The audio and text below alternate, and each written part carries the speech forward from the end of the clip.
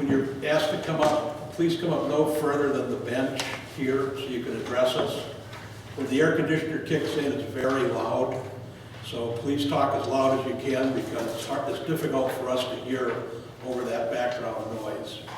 And I'm going to try and move people that have just comments to make and very limited presentations. I'm going to move them up to go first so that we have, the less people we have in the space, the better off we'll be for protective health purposes.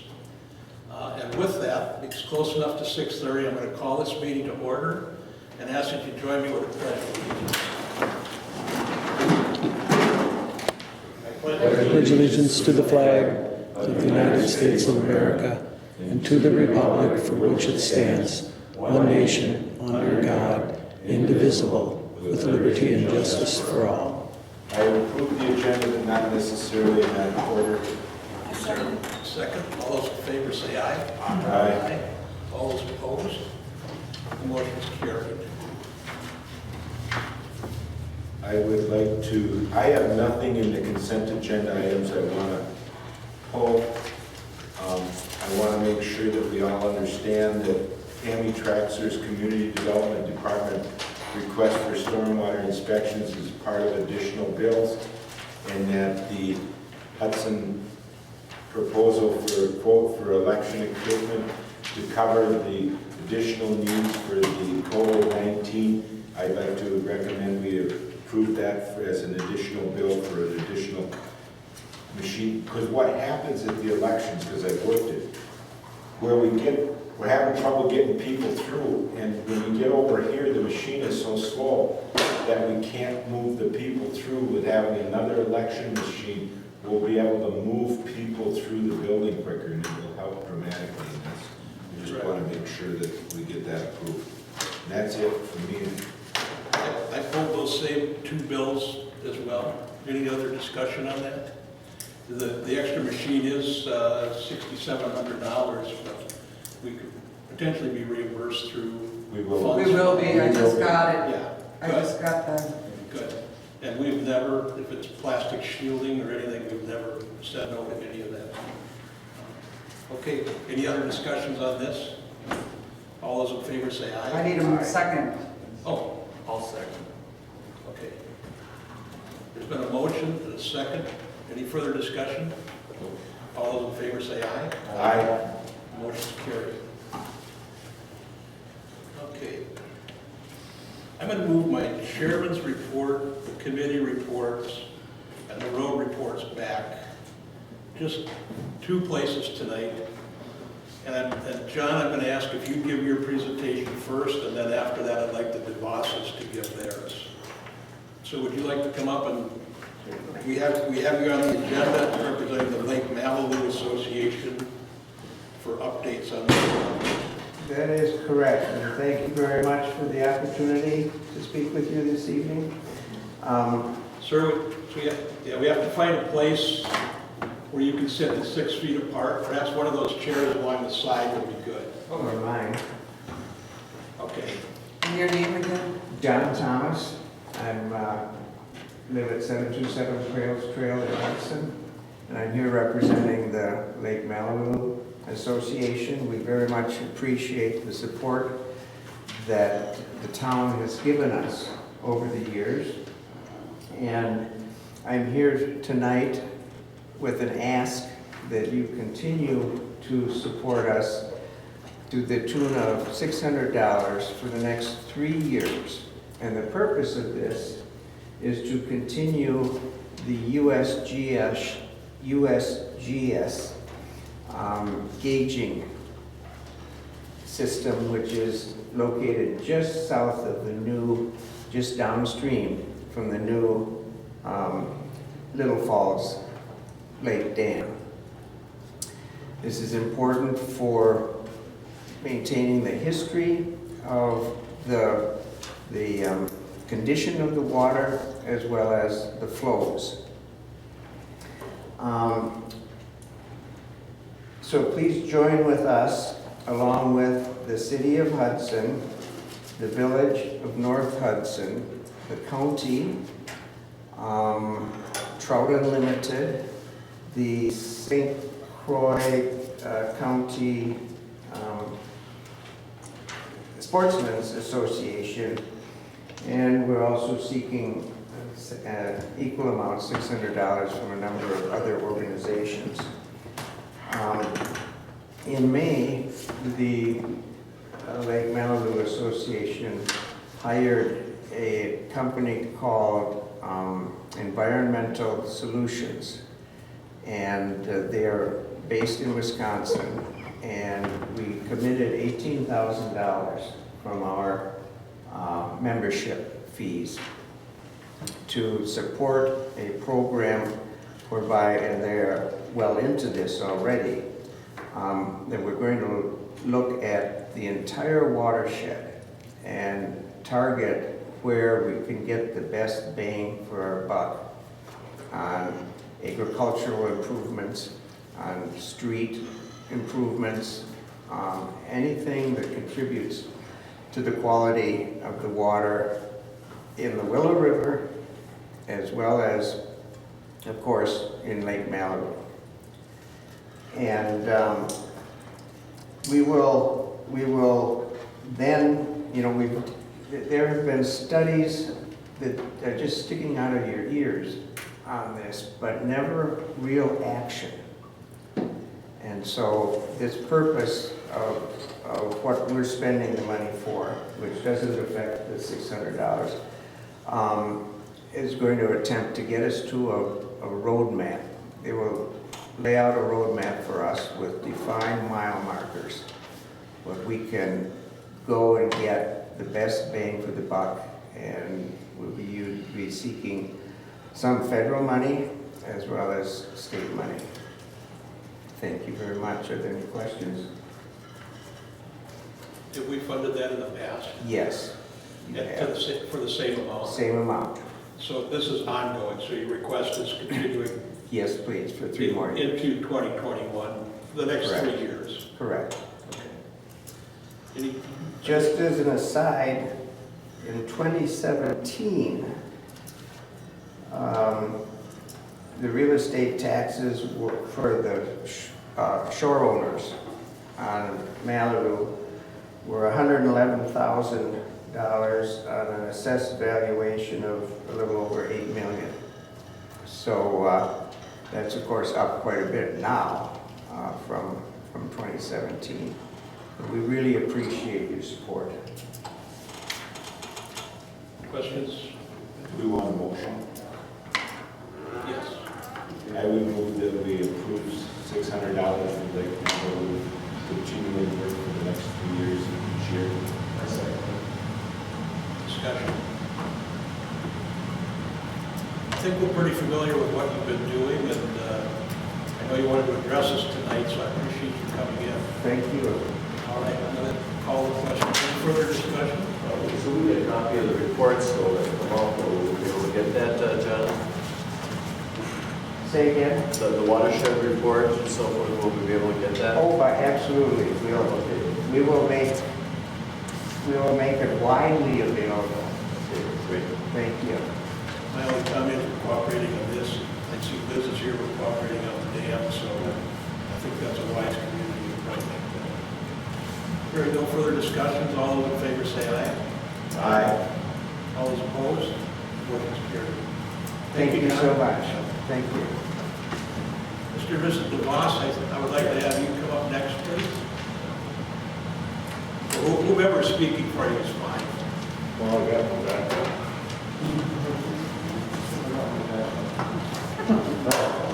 Howard Larry, Deputy DeVos, live at 882 Yellowstone Trail, request for a second driveway. I guess when we bought the property, we had to move our house up towards the front because of the waterway easement. We had to keep it 100 foot away, so we had to keep our house up front. And it kind of limited us to where our shed was at. So we put our shed on the side, not knowing that we had to get this for our shop because my home builder told me all we needed was 100 foot away. for a second driveway, so. And then we had a surveyor actually come out a second time To and make sure we were, in the right. Thank you. Not everybody does that. Yep, we did. well, the way the lot runs, kind of runs out into the cul-de-sac, so we made sure we were far enough back. In your computer graphic, is the shed that you're showing, is that built or that's about to be built? Oh, that's good. That's built. And that is with the temporary driveway in there. Okay. And we have since then, last October, taken it out. Your neighbors across the cul-de-sac are fine with it? Are you fine? You fine with it? Yeah, what happened was when they built the shed, you can't build the shed without a driveway. And I've been around, I've been dealing with Brian Ward for 20 years, and Brian and Keith were both out there and never said anything. So they built the shed, and nobody in our whole development cared. And then apparently somebody, complained to somebody, and then here all of a sudden all this stuff kind of happened. But yeah, nobody in the development has any issues with that driveway whatsoever. I do have a question, Larry. Do you know about the so-called easement between your house and your neighbor's house? There's supposedly an easement there.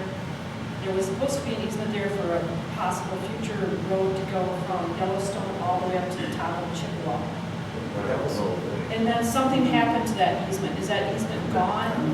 As far as I know. We discussed this just a couple of weeks. I just want to make sure that if that easement is gone, there's no problem, that your driveway is back far enough so there's really, that you wouldn't have to Yeah. move it at all or anything like that. That's my only concern. Just Yeah. We do have, when we bought the lot, there was nothing on it. No, it said there was a place for easements or anything, and there was nothing on that.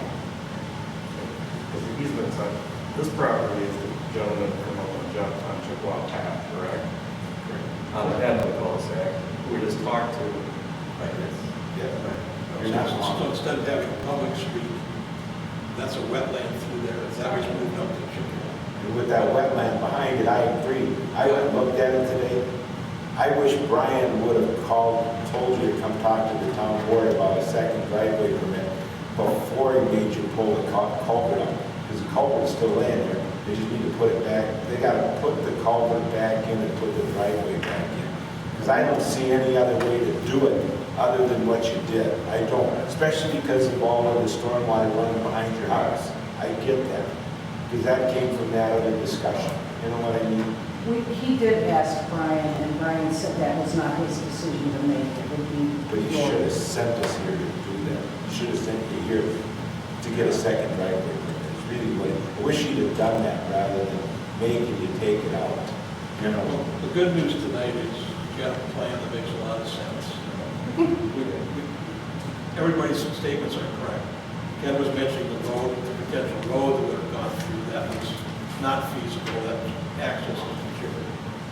Susan was mentioning the easement, I saw that on one of those detailed maps that were presented.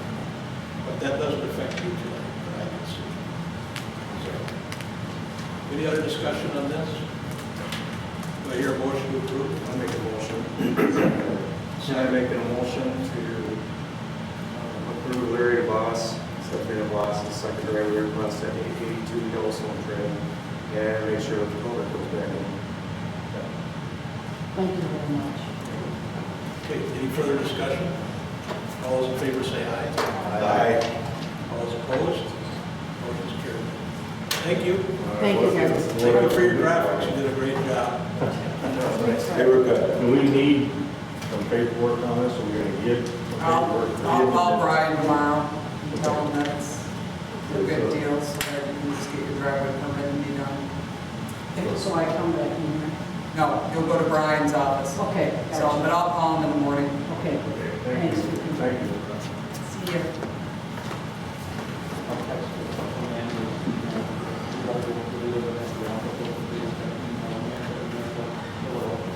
Okay. All right. Thank you. I think what we'll do then is go back with the agenda for committee reports. Anything on the fire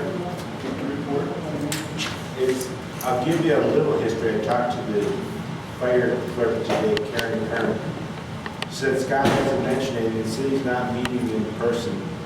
So I said, unless Scott's got some, the fire chief's got something that he really needs to meet on, I don't see any reason we need to, other than when we get to September. We're gonna need to talk about budgeting. And I said, you need to talk to Scott and find out, because it's a small group of like 5 or 6 people.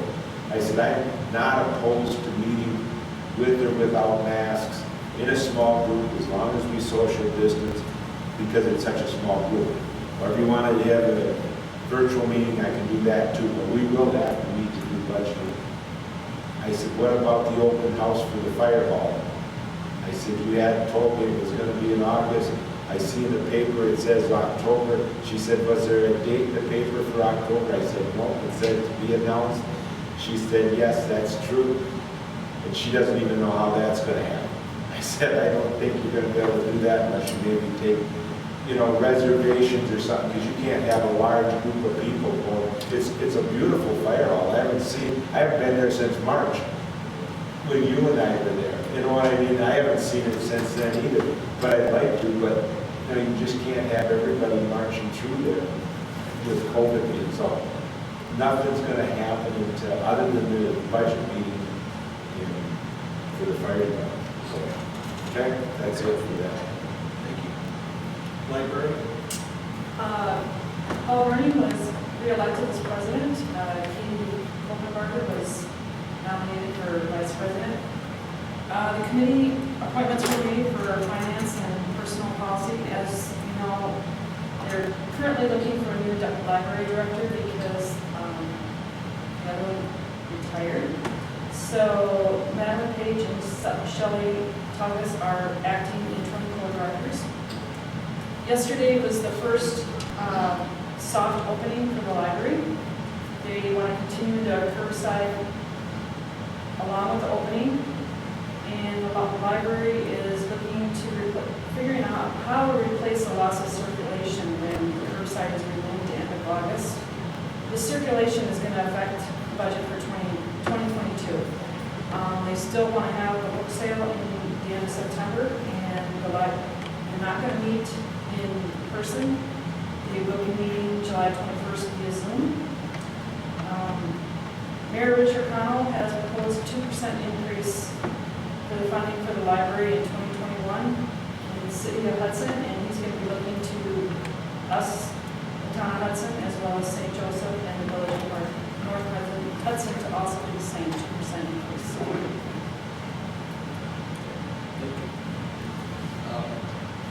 Thanks for serving on that. I want to thank Barry and Shaw for all of his service that he had on the library board through the years. Chris Kilmer sent me a note. He wants to retire and move on, so I'll be looking at a replacement for Chris probably as soon as our next meeting. I'll let you know. Anything, we have EMS on here, if there's anything else for committee reports that we should talk about? Okay. Chairman's report, I'm going to keep mine extremely brief tonight. You've seen Daly Road. We have the first lift of blacktop down on Daly Road. We're beginning construction on Kinney Road, north of it, from Badlands to N. We had some seal patching pop up with the heat. We put that back down. They're doing spray patching out there this week. So if you see people grading shoulders and working on our roads, you know that's going on there. In terms of other public comment, I think we'll talk about that in the engineering report. We had an unusual flood event on Monday, June 29th. We had quite a bit of flooding in the town of Hudson. Troutbrook Road was closed for a couple of days, and we had a lot of flooding on the eastern part of our town, specifically out by Hillary Farm Road and so we've got some issues we've got to deal with flooding and driveways where people couldn't access it. We're working with the county on that. Unless there's other questions, the rest of it is. We aren't paying for that pumping now, for the Hillary Farm or whatever. No, and we're not, the county was out there today shooting elevation. Okay, thank you. Because I'm even more concerned, because I went out today and looked, that grass is all brown. Oh, So it's not a good situation. I looked at it when it was wet. I looked at it today and I went, ooh. Well, that might be a good time just to discuss it in the briefest of terms, because you know, I asked all of you individually to go out and see it. And now, I know what the biology term is anaerobic, I guess we don't get oxygen. And now that grass is completely dead, you can see exactly, it's like a bathtub where the flooding was. And you know, that's not a good plan to have flooding driveway that's flooded as part of your stormwater retention plan. And I'm beginning to think that maybe we have a couple more of these that are in those plans that we're not aware of. I don't want to go there yet until we get all the elevations shot. Well, they could have avoided that, Don, if they put the driveway in, put some fill in, so it's about the, you know, when I built my house, I had 100 loads of gravel put in my front yard so that my driveway would be higher. They had a choice to do that, and when the developer put that house in, they should have done that. I think that's the key. The developer did it. Yeah. Well, the developer did it, but now 20 years later. When they built, Don. But now we're getting the calls. But it's not our fault. No one said it's our fault. No. We're just trying to be good stewards. I understand. Okay, we have a problem. There's septic tanks being replaced. We have another issue in Indigo Ponds where the people call me, they need to put a fresh drain in that's coming up right up into their septic. I feel badly for these people. These are built according to the plans that were approved at the time. But I will admit, we got short-term problems. I delivered flowers to a home out off of Twin Lakes. Their deck steps end up in the lake. And that's just going up. That's not temporary. It just keeps going up out there. Our water tables, historically, where it was 10 years ago. I agree. So I just want to keep with the context of my report. Thank you. Retaining walls fixed. I don't know if you've gotten the bill yet from them, but they did a nice job on that. I want to thank Will River for that. It does look nice. Yeah. All right. I guess I'm going to take these in order. Apartment homes. Here. Can I ask the gentleman in the yellow shirt, are you here for public comment? No, I'm just here to observe and learn. To observe. I need an education. All right, because I did skip over public comment, so does anyone here want to say anything for public comment before he gives his presentation? Okay, great.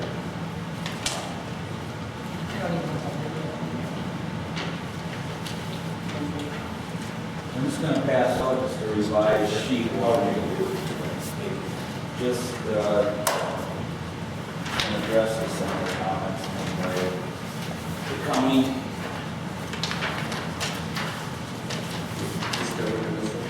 Just really all I added to it was some notes.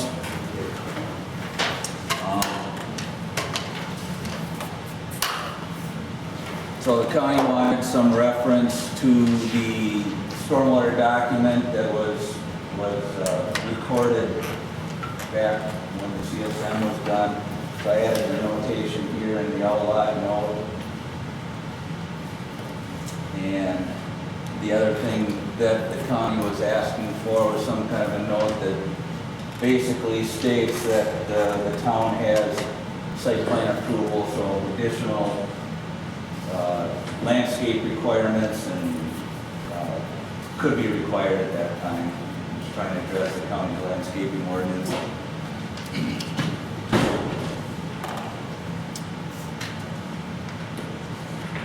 So that's basically all I changed on that sheet. Otherwise, it's the same. You have two different sheets. You have a preliminary plat and a final plat. Okay, we've got our chairs set up so they're all 6 feet apart for social distancing. So I just ask that you keep them 6 feet apart.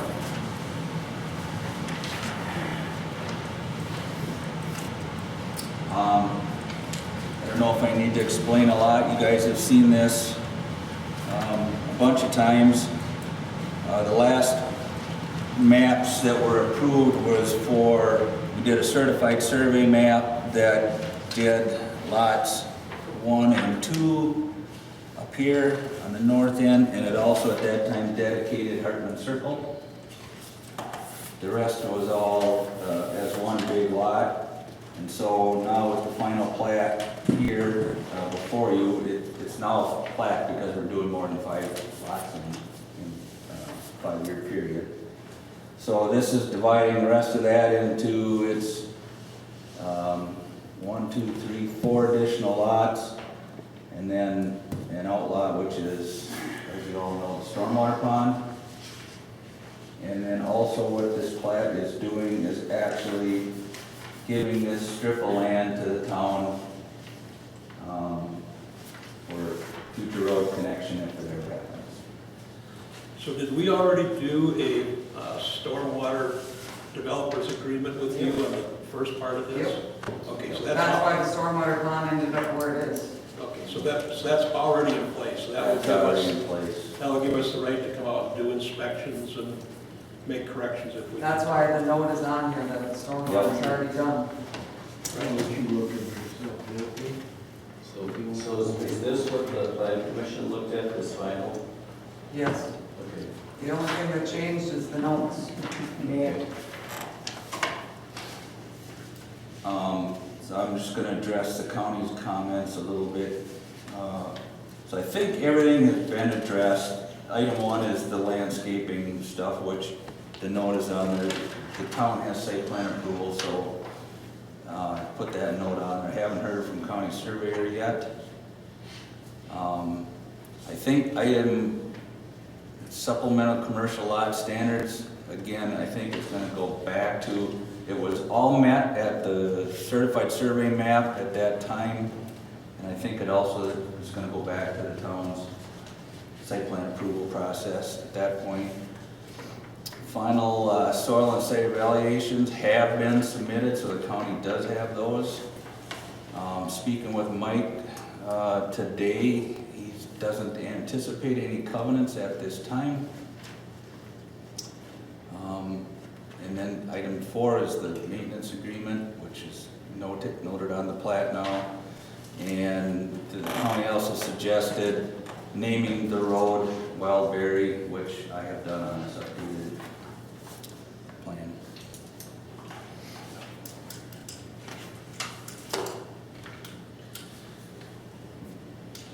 Any discussions from the board members? Questions that you have?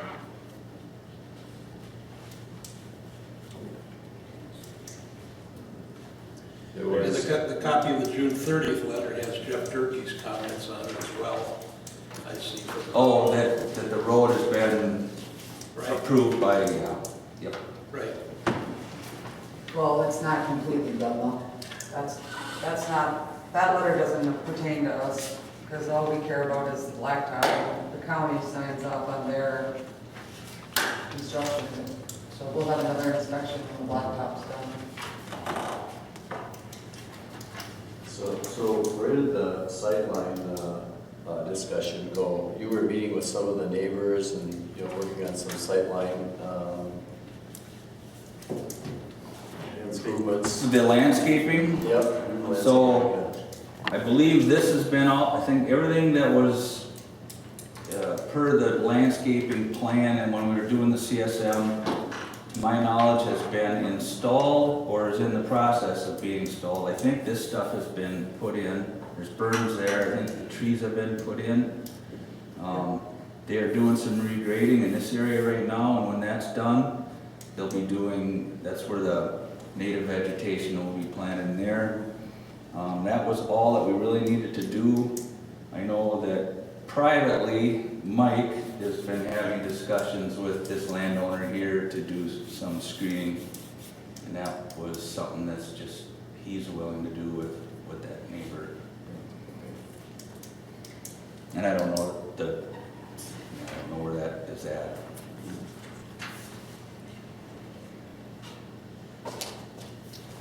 You ready for a motion? I would move approval of the preliminary and final plat of Hartman Business Hub for subdivision for 1 located in the southeast quarter, the northeast quarter, section 21, 29 T29 North, Range 19 West, Town of Hudson, St. Croix, Wisconsin, being Lot 3 of CSM Volume 30, page 6799, document 1102254, this will be consisting of 4 lots and 1 outlot, including the road not numbered for a plat shown as 3 through 6 and outlot 1, with the following conditions. Plat review fee at a rate of $350 per lot for a total of $1,050 to be paid to the town of Hudson. Number 2, the blacktop is to be completed with a The second lift has to be completed by this fall. If the second lift is not done by this fall, you need to extend the bond for 1 more year. Might want to do it right away. So all I want to do is add it to the motion that if it gets to fall, because it runs out in April, you aren't going to have them open yet in April. So I'm not worried about it, but just add it to the motion. 3, the developer shall pay $50 to the town to cover the cost of acquiring a registered copy of the final plat. 4, the subdivision CSM is also subject to the approval process of St. Croix County Community Development. 5, the developer shall pay a $500 fee to cover the cost of St. Croix Highway Department blacktop inspection for the commercial road.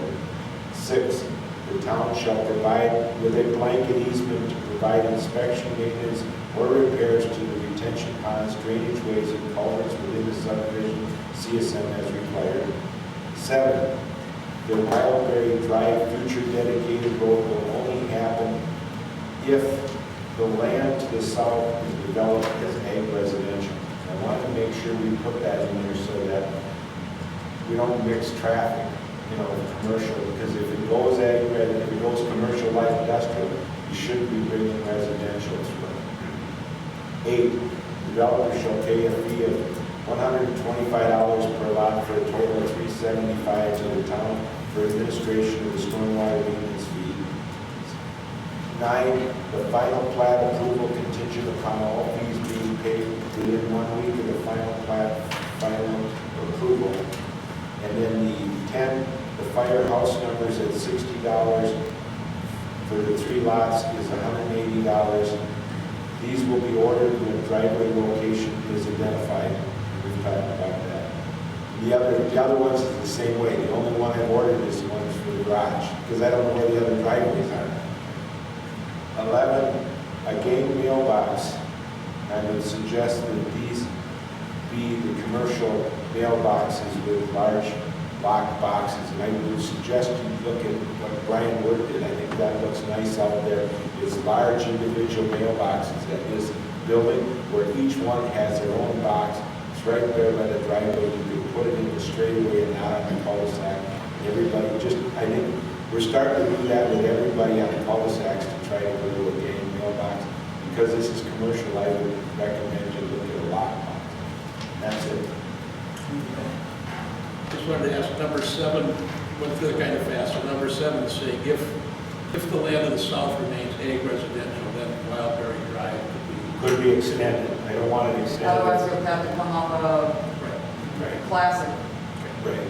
Come off on Highway 12. and the 375 for, the other question I have is do we need any further performance monies for anything here? No, he just read it all out. I read it all out. Yeah. The total is $1655. I forgot to say that. And I knew Mike would want to know that. Okay. Any other discussion amongst the board members? Comments? I need a second. I'll second. Okay. Motion made, second. Any further discussion? All those in favor say aye. Aye. All those opposed? Motion's carried. Thank you, Doug. Thank you. I'll send it over tomorrow. Thank you.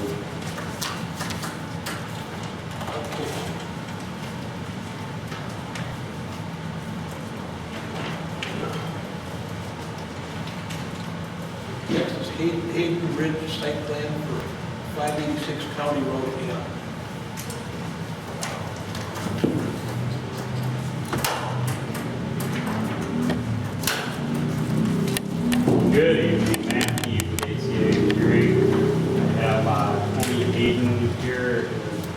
owner for expert research, one of the owners, and Tom Geisfeld, the builder, is also here in the audience in case some questions come up that I can't answer.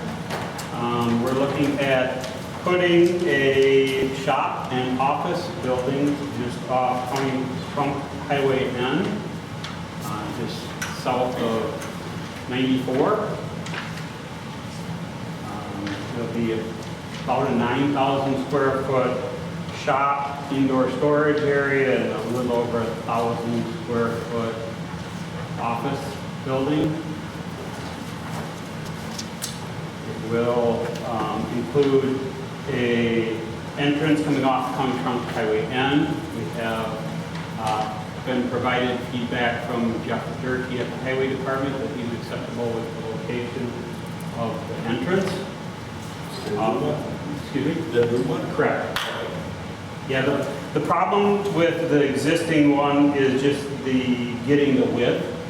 There's a big, maybe Comcast, or I'm not sure who's, AT&T's maybe, something, there's a big pedestal there. And so to get the fire accessibility width, that's why we ended up having to move it.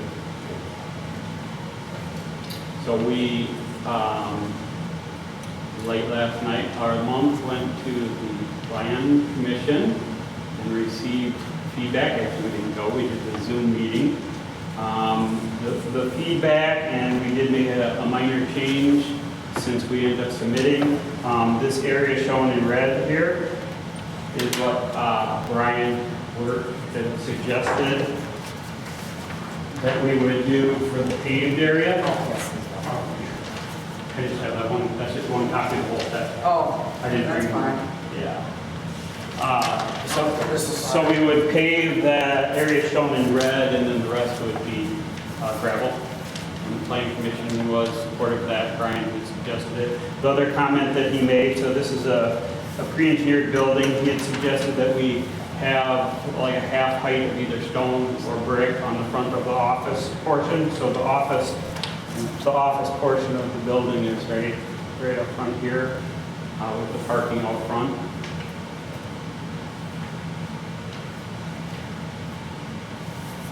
So, Does anybody need to see this, or can you tell where the paving? yeah, I can go through it. It's right, just pretty much encompasses the parking stalls and entrance in. I would support that. I mean, based on our code, we required other people to pave around buildings, so. You had areas that have been gravel too. You've had like kind of some of the drive areas. I know, So we have. But I'm just saying, for me personally, I would support that. okay. That's why we have our standards in there. You know, we also ask for, we talk about lighting, we ask for your landscaping plans, that's in our ordinance as well.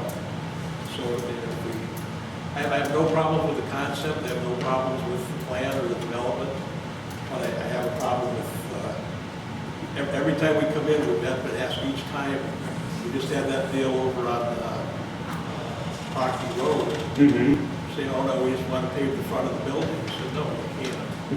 So we have to be consistent from my perspective. Well, we're requesting that would be the only paved area. We understand Right. what you're saying. Your trucks will all be inside at night, or?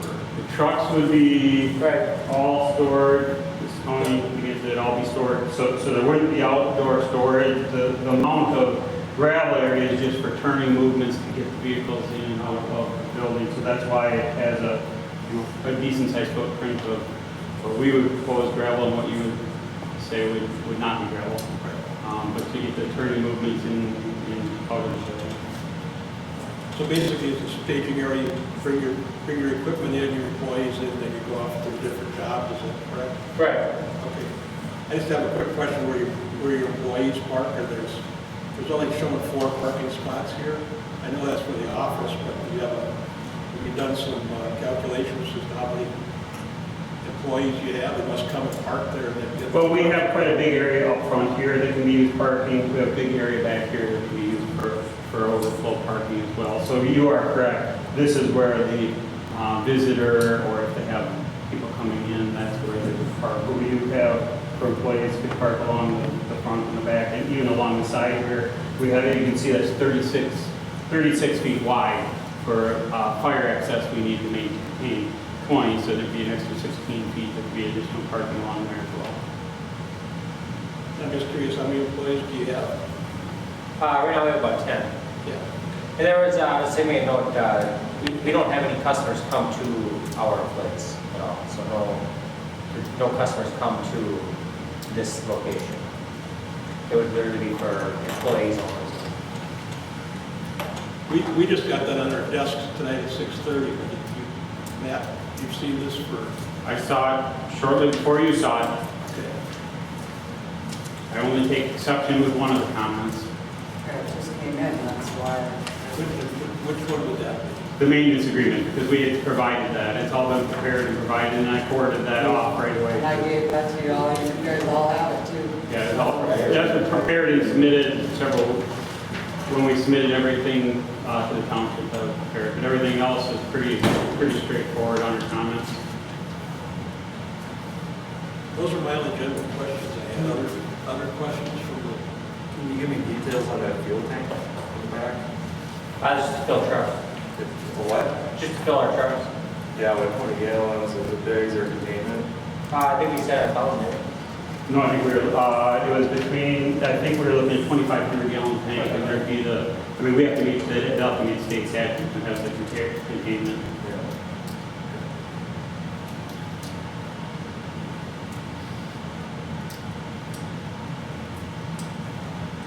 You will be pulling the whole driveway out then too. We would only be removing part of it because it needs to remain for the pedestal that's there. So the part that would be coming in to the facility would be removed. The stub itself would remain to service that utility pedestal. Does Dirk understand?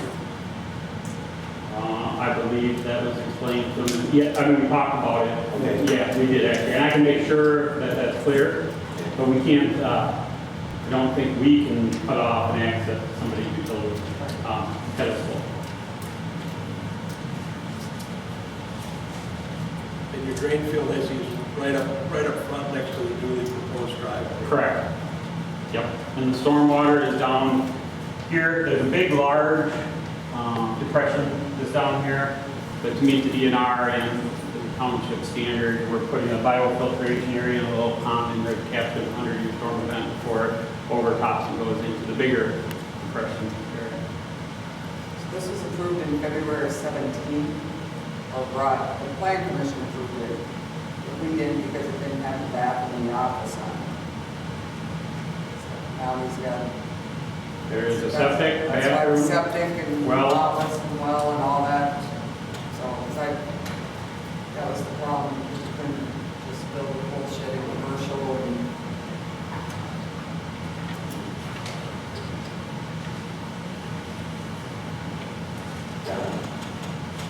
If I can, I'm just sitting here and I heard about the gravel, and I read the minutes of the planning commission.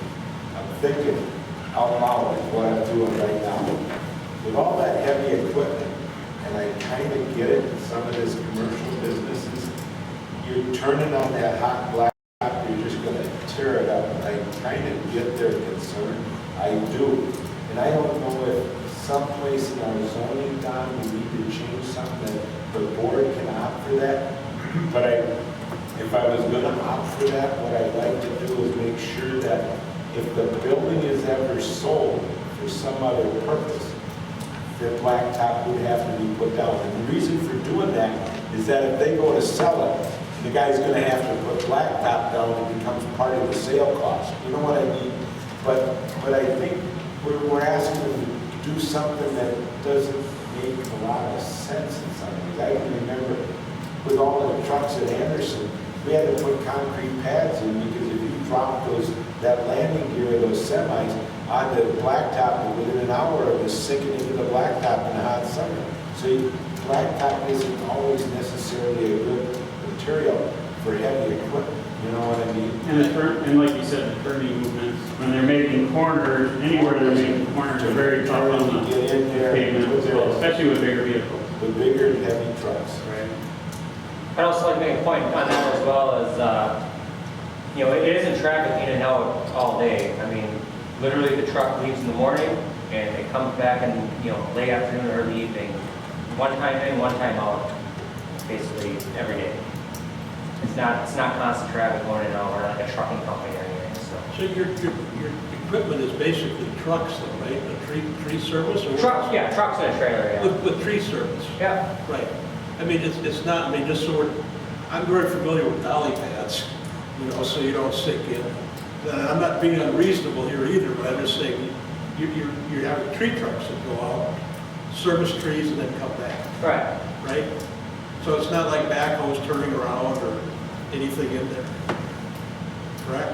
I'm sorry, say that again? No, it's not backhoes. Yeah, there's no back, right. No. I mean, what I'm trying to say, there's heavy equipment and there's heavy equipment. Yes, And these aren't 53-foot trailers with dolly pads. These aren't, you know, big backhoe Mitsubishi demonstration for track hoes or anything. These, and I know they're big trucks, but they're tree trimming trucks, I would assume.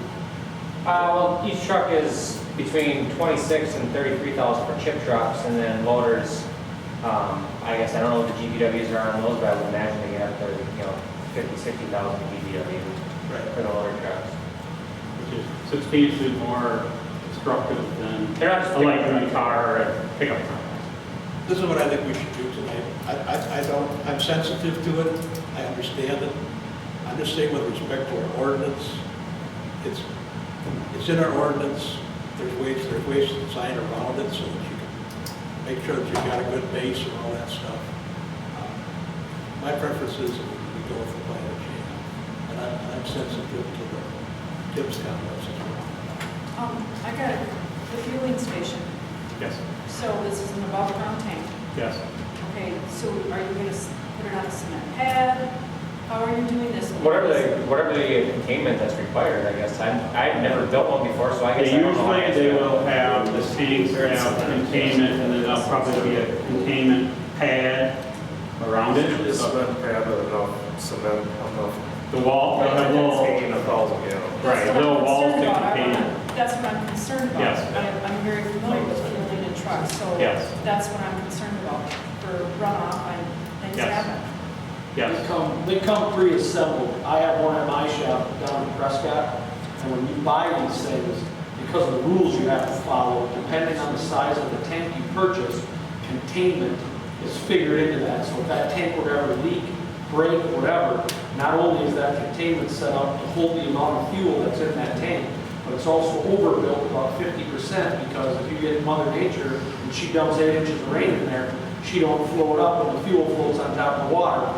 And then it's got a little pump spigot on it so you can drain it if something were to happen. So these things are essentially pre-manufactured.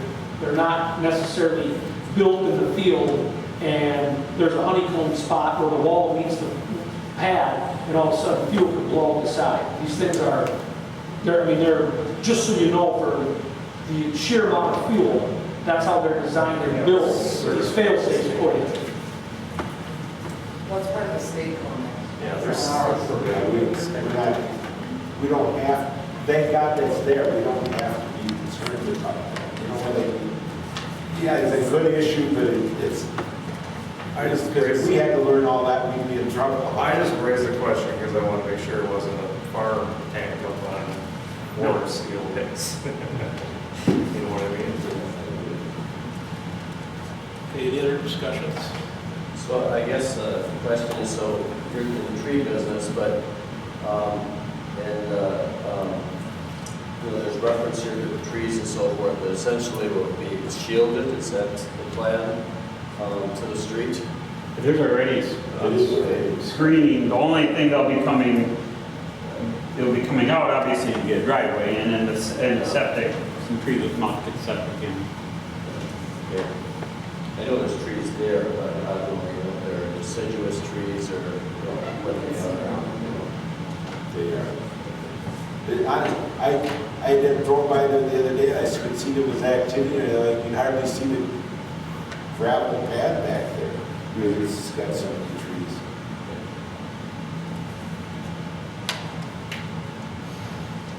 Any other questions?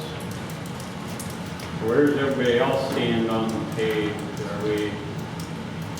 Are we thinking if we pave it, we could do a strip around the building? That's what, I think you've done that before too.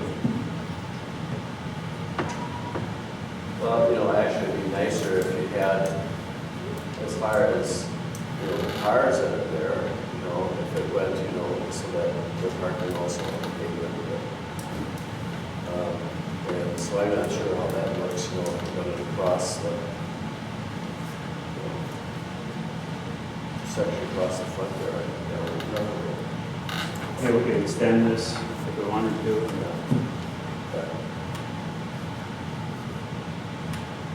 I don't want to be here all night. Yeah. I didn't come to negotiate. Yeah. I'm not saying that, whatever. My comments are the same comments. You have the people that work in the office, you have the employees that work there. You know, if you're going to ask that the employees all park on gravel, I guess I have a problem with that. Okay. It's commercial zoning. There's a consistency here. We have everybody come in and do it the same way. You didn't show us alternative plans to this. You can take the building out of there, there's not excessive blacktopping there for what you have. So, and we're not asking you to do any landscaping in addition to what's here. Landscaping is in our ordinance too, to show where the landscaping is. But I don't want to be in negotiating this thing as to. We just held an auto body, that auto body place is the same thing. Yeah. Same standard. Right. So do I hear a motion to? Auto shop. We did, Tim, you're exactly right. All right. Anyone want to make a motion to approve?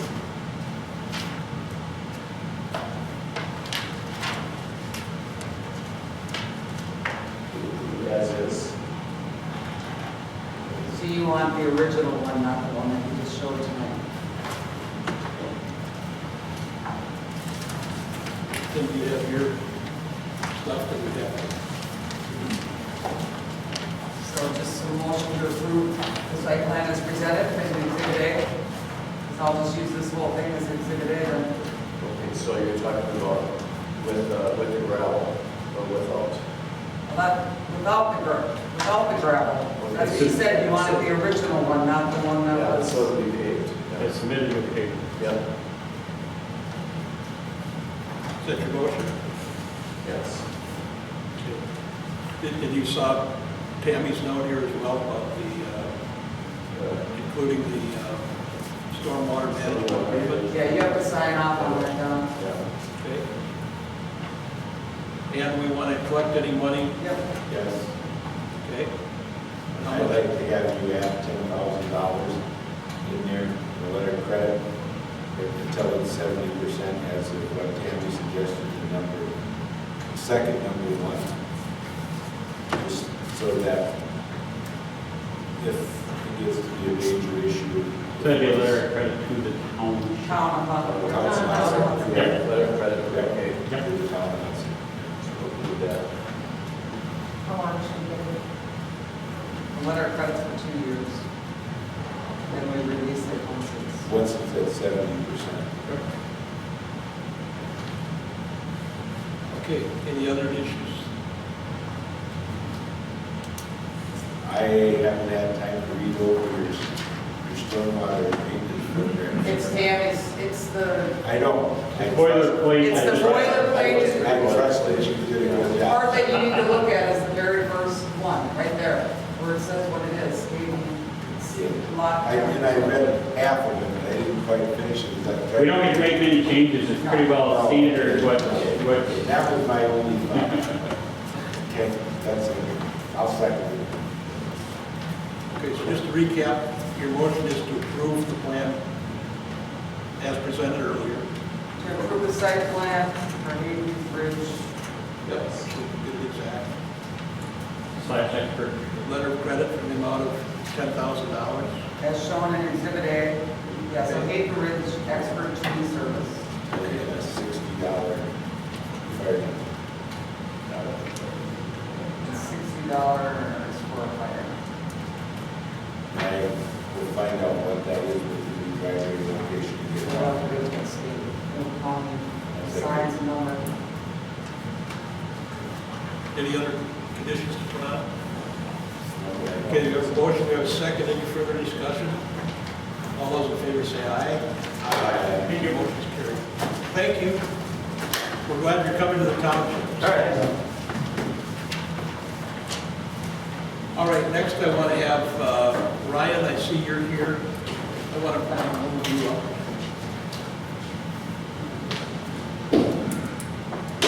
Thank you.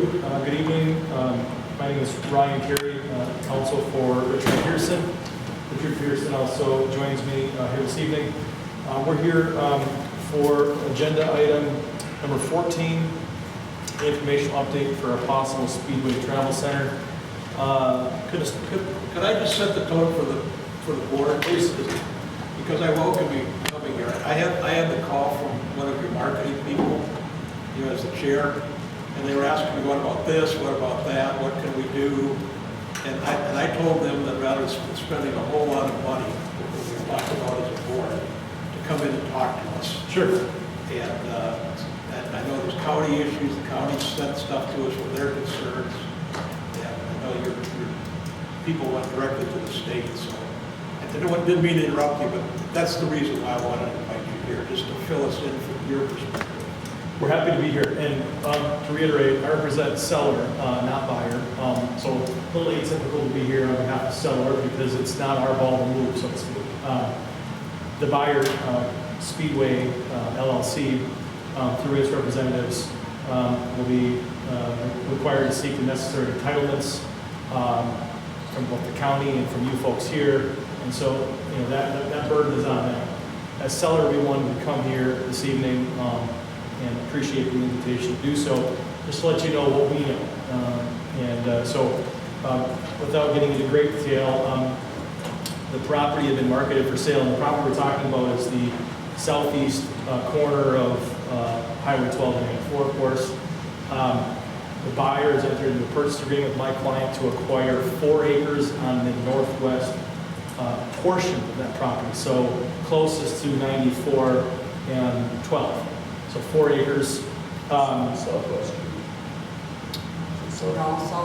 It's Or the southeast, well, it's the southeast corner of 94 and 12, but it's the northwest corner of that whole parcel. So, so I do have a map that Speedway has provided to me. If you'd like to see it, I have copies of it for everyone. Anybody care to see it? Sure. Okay. I think we got electronic copies of it. I did get Okay, just making sure everybody had what I had provided. Speedway has indicated to us that, and they want to stress that they propose to develop a convenience store on this property, not a truck stop. The information I've been provided is that trucks are not invited to park overnight. They do not have the amenities such as showers and full-service restaurant that are characteristic of a truck stop. You can see from the plan they do have distinct areas for fueling trucks versus your typical automobile. However, that's their model to promote safety and ease of access in and out. They did provide me with some counts on what they think a center or a convenience store like this would do in terms of trucks. So that's always the hot button, it seems, how many trucks are going to be on either. They predict 7 trucks per hour on weekdays and 4 on weekends. Their business model, they do not have these large national contracts like a Flying J. That's not their business model. They're simply trying to take overflow. So the trucks that would prefer to fuel up at a Flying J, for example, maybe they'll get some of that overflow. So that's the information I've been provided by Speedway. Obviously, they've got a lot of work to do. We're a seller. We, I guess, in a sense, have the easy job here. They're going to be bringing plans forward to both the county and to you folks for review and consideration. They're conducting environmental evaluations, survey work, et cetera. Not asking for you, of course, to approve anything tonight, just for informational purposes. If this looks like it's going to move forward, we are going to be asking for a stub road to come in off of 12.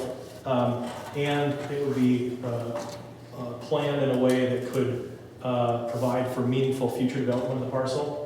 The remaining parcel, if this transaction moves forward to closing, the remaining parcel would remain marketed for sale, and we are unsure what kind of users would be coming in at that point. So, any questions at all? What's your plan, Dick, for the rest of that development? The reason I'm asking that is that type of road coming in off of that stub will probably need to be more developed than what it is now, and it will need to have access out on the end because of the volume of businesses that you're going to have in there.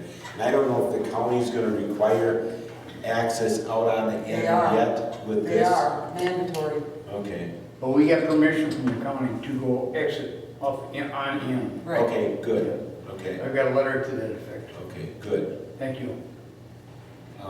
You got the letter today from them? I beg your pardon? You got the letter today from them, you said? Not today, Oh. but I do have it. I do have it because, I mean, this is going back, a number of years. Yeah, because the But I other. got it, if you will, I got it from the, at that time, he was the head of the transportation department. I can't recall the name. Because when you go to Chapter. make the CSM on this, you're gonna have to show the road, and the road has to be built. Right. However you're gonna loop it in and out on the end. Because that'll have to be built all in order At the same time. to approve that CSM. And frankly, between you and me, I'd give Steep Speedway to pay for that. Absolutely. I beg your pardon? I'd get Speedway to pay for that. I'm sorry. You know what I mean? If we require that to be able to get access. He's saying they'd have Speedway pay for that. We have, in our Yeah, purchase agreement, we have a certain. They have more money than I do. Yes, Just a couple dollars, right? We have in our purchase agreement what seller is responsible for, what Speedway would be responsible for. Okay, because to me, that makes sense because I'm concerned about the volume of traffic coming out of there without stop and go lights if you don't have access out the backside. Well, it's too close to the intersection is what Durkee told me, and it's not, none of it's a town road, so we don't, it's County Right. Road U and it's County Road N. And a driveway. So it's all, that's why the county has say over all of it at this point. So once the road goes in there, that road then will become a town road, but the county gets to determine it all because it's their road and their road.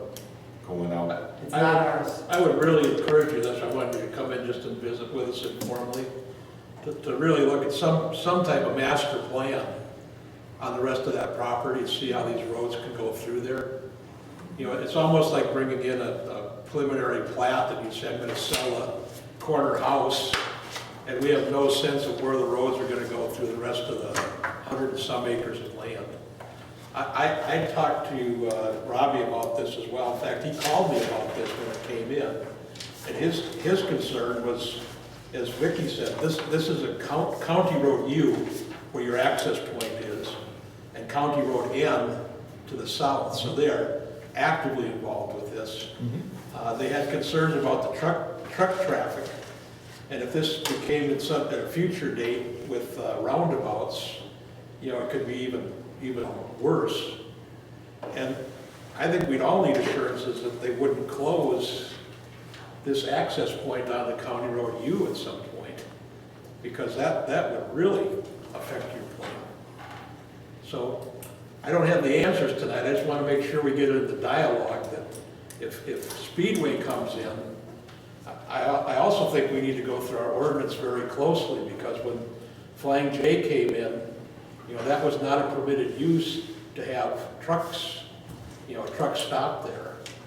So we'd have to make sure we really understand that this is a convenience store like a Quick Trip, or you're more of an overflow.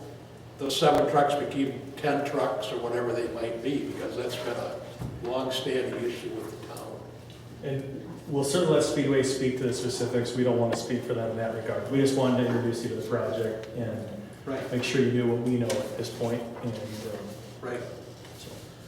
Well, I think I speak for the board. We'd like to see something that works for everyone on that corner, but it's a large piece of land. And, you know, to start laying out some possible roads in there as to how things could be divided, and I'm just taking the easy way. We sure don't want to leave tonight and just go, we start on U and come out on N. You know, there's got to be something there that shows how those roads potentially could be done, tied into the future. Sure. Has Dick had any other potential clients interested in purchasing that? Nothing active. And we fully expect that with initial development, we'll spur more development. But no, there's nothing active. The last time I remember looking at this was the outlet mall. That was a long time ago. What do you say, sir? The outlet, the outlet mall. As you can imagine, doors been knocked a lot, from Walmart to you name it. They've been trying to, somebody's been trying to come up with an idea out there for a long time. So. Yeah. We appreciate you coming in today. Thanks. Any other questions from the board members? I mean, you sat through the presentation, just in the simplest term, you sat through the presentation of Mike Hartman's extension tonight. So, you know, we spend a lot of time on that. Hey, well, where are these roads going to go? Where's the stormwater? Where's the subdivision of these future lots?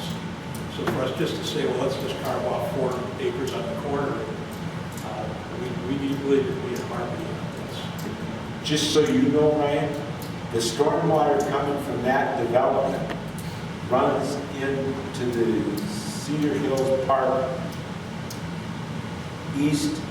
west of Sunrise Nursery. So there's a lot of stormwater coming off of that thing, going underneath the interstate, going in behind the truck stop, and then running down along the ditch on 12, underneath 12 and back there. So when we get a spring thaw, so there's going to I didn't realize what you got to do with flat land for stormwater. That's going to have some potential stormwater concerns when you start developing that with a lot of businesses in there. It is. They'll have their own stormwater ponds at that point. Big ones. Well, yeah, they're going to have to. But the development's going to have water moving off, so you're going to have a master plan for the stormwater flow of stuff going in there and going out. We've done some preliminary planning for the stormwater. We've looked at the roads. We don't have necessarily a master plan all put together yet, but we have looked at that. Okay. All right, I want to keep it short because of COVID-19, and yet we want to be here to answer your questions. Anything else, any other questions you have of us? No, thank you for having us. We'll just stay in open communications and, the general feeling of the board. Thank you. Thank you, Dick. Thank you. See you next time. Yes. Did you get your sign fixed? I beg your pardon? Did you get the sign fixed that I called you about? Yes, thank you. It's the third time they destroyed it, but this time someone got right in the corner there, that whole, they got a license plate. Did they? There you go. Good job. So the sheriff's putting, thank you. Good. Perfect. Nice. Talk to you. Good day. See ya.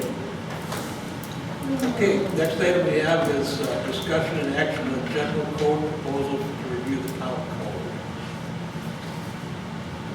Vicki, can you fill us in on that? Is this something we... I didn't ask for it, they just sent it, but it's something we've been talking about and it needs to be done. I agree. I admit it was my name. Does it need to be done this year is my question? It's valid for 6 months, so I think we need to get it Frankly, approved I think and that's better than $3,500. Get it approved now and- The audit list. yeah. And where would we take this money out of? I don't know. I mean, I can call and ask her, and maybe if we sign off and get it approved, she'll let us do it as of January 1st, so it's in next year's budget, but it definitely needs to be done. Well, here's my reason for asking that. I totally support this. September is going to be here before you know it. I guess we have so many dollars that we're spending with COVID-19. It just seems every time I turn around, we're authorizing things.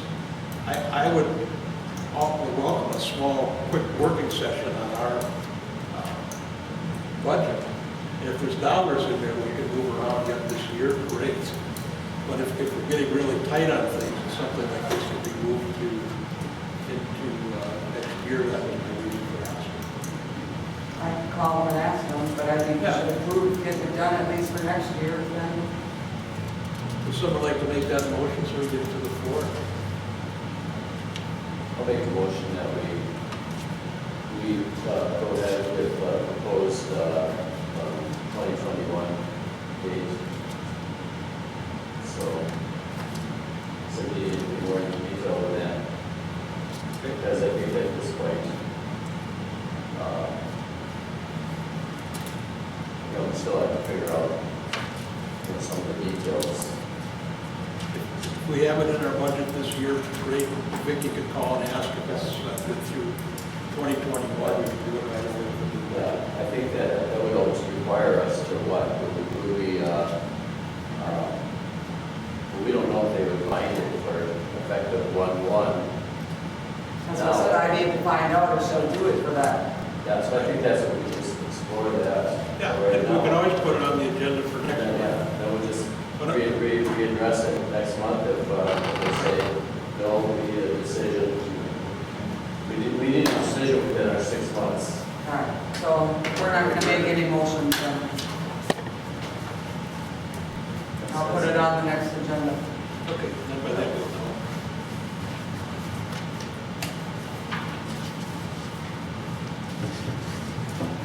All right, speaking of budgets, amend the 2020 budget to move $5,000 into public safety to account for animal control expenses. Vicki, can you just brief all of us and people here quickly, just refresh what that is? We don't have enough money to get through the year, and that is usually at the end of the year, but because you paid your Cotino out already, I can tell you you don't have enough money in that to finish out the year.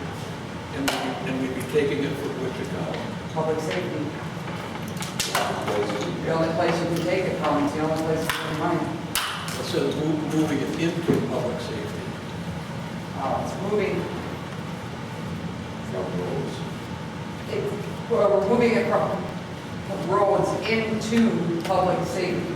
Okay, that's why I want to make sure we're very clear what we're doing, so. I don't know, you have to decide, but I would take it out of roads, but that's why I said to move it into public safety, but I don't know where, I mean, I would say it has to come out of roads, but that's your decision where you want to take it from. Okay, so here, motion to do this so we can move it to the floor. So moved. Do you hear a second? Second. It's something we clearly have to do, so. if We do it every year, we just usually do it in December or November. Right. Can I interject at this point? I'd still like to spray ditches as I drive around the town. After Dan brought up shouldering on Norwood, when I went with Matt Corbett, we looked at the spraying of Scott Road and Trout Brook, where we still have a little bit of Japanese knotweed.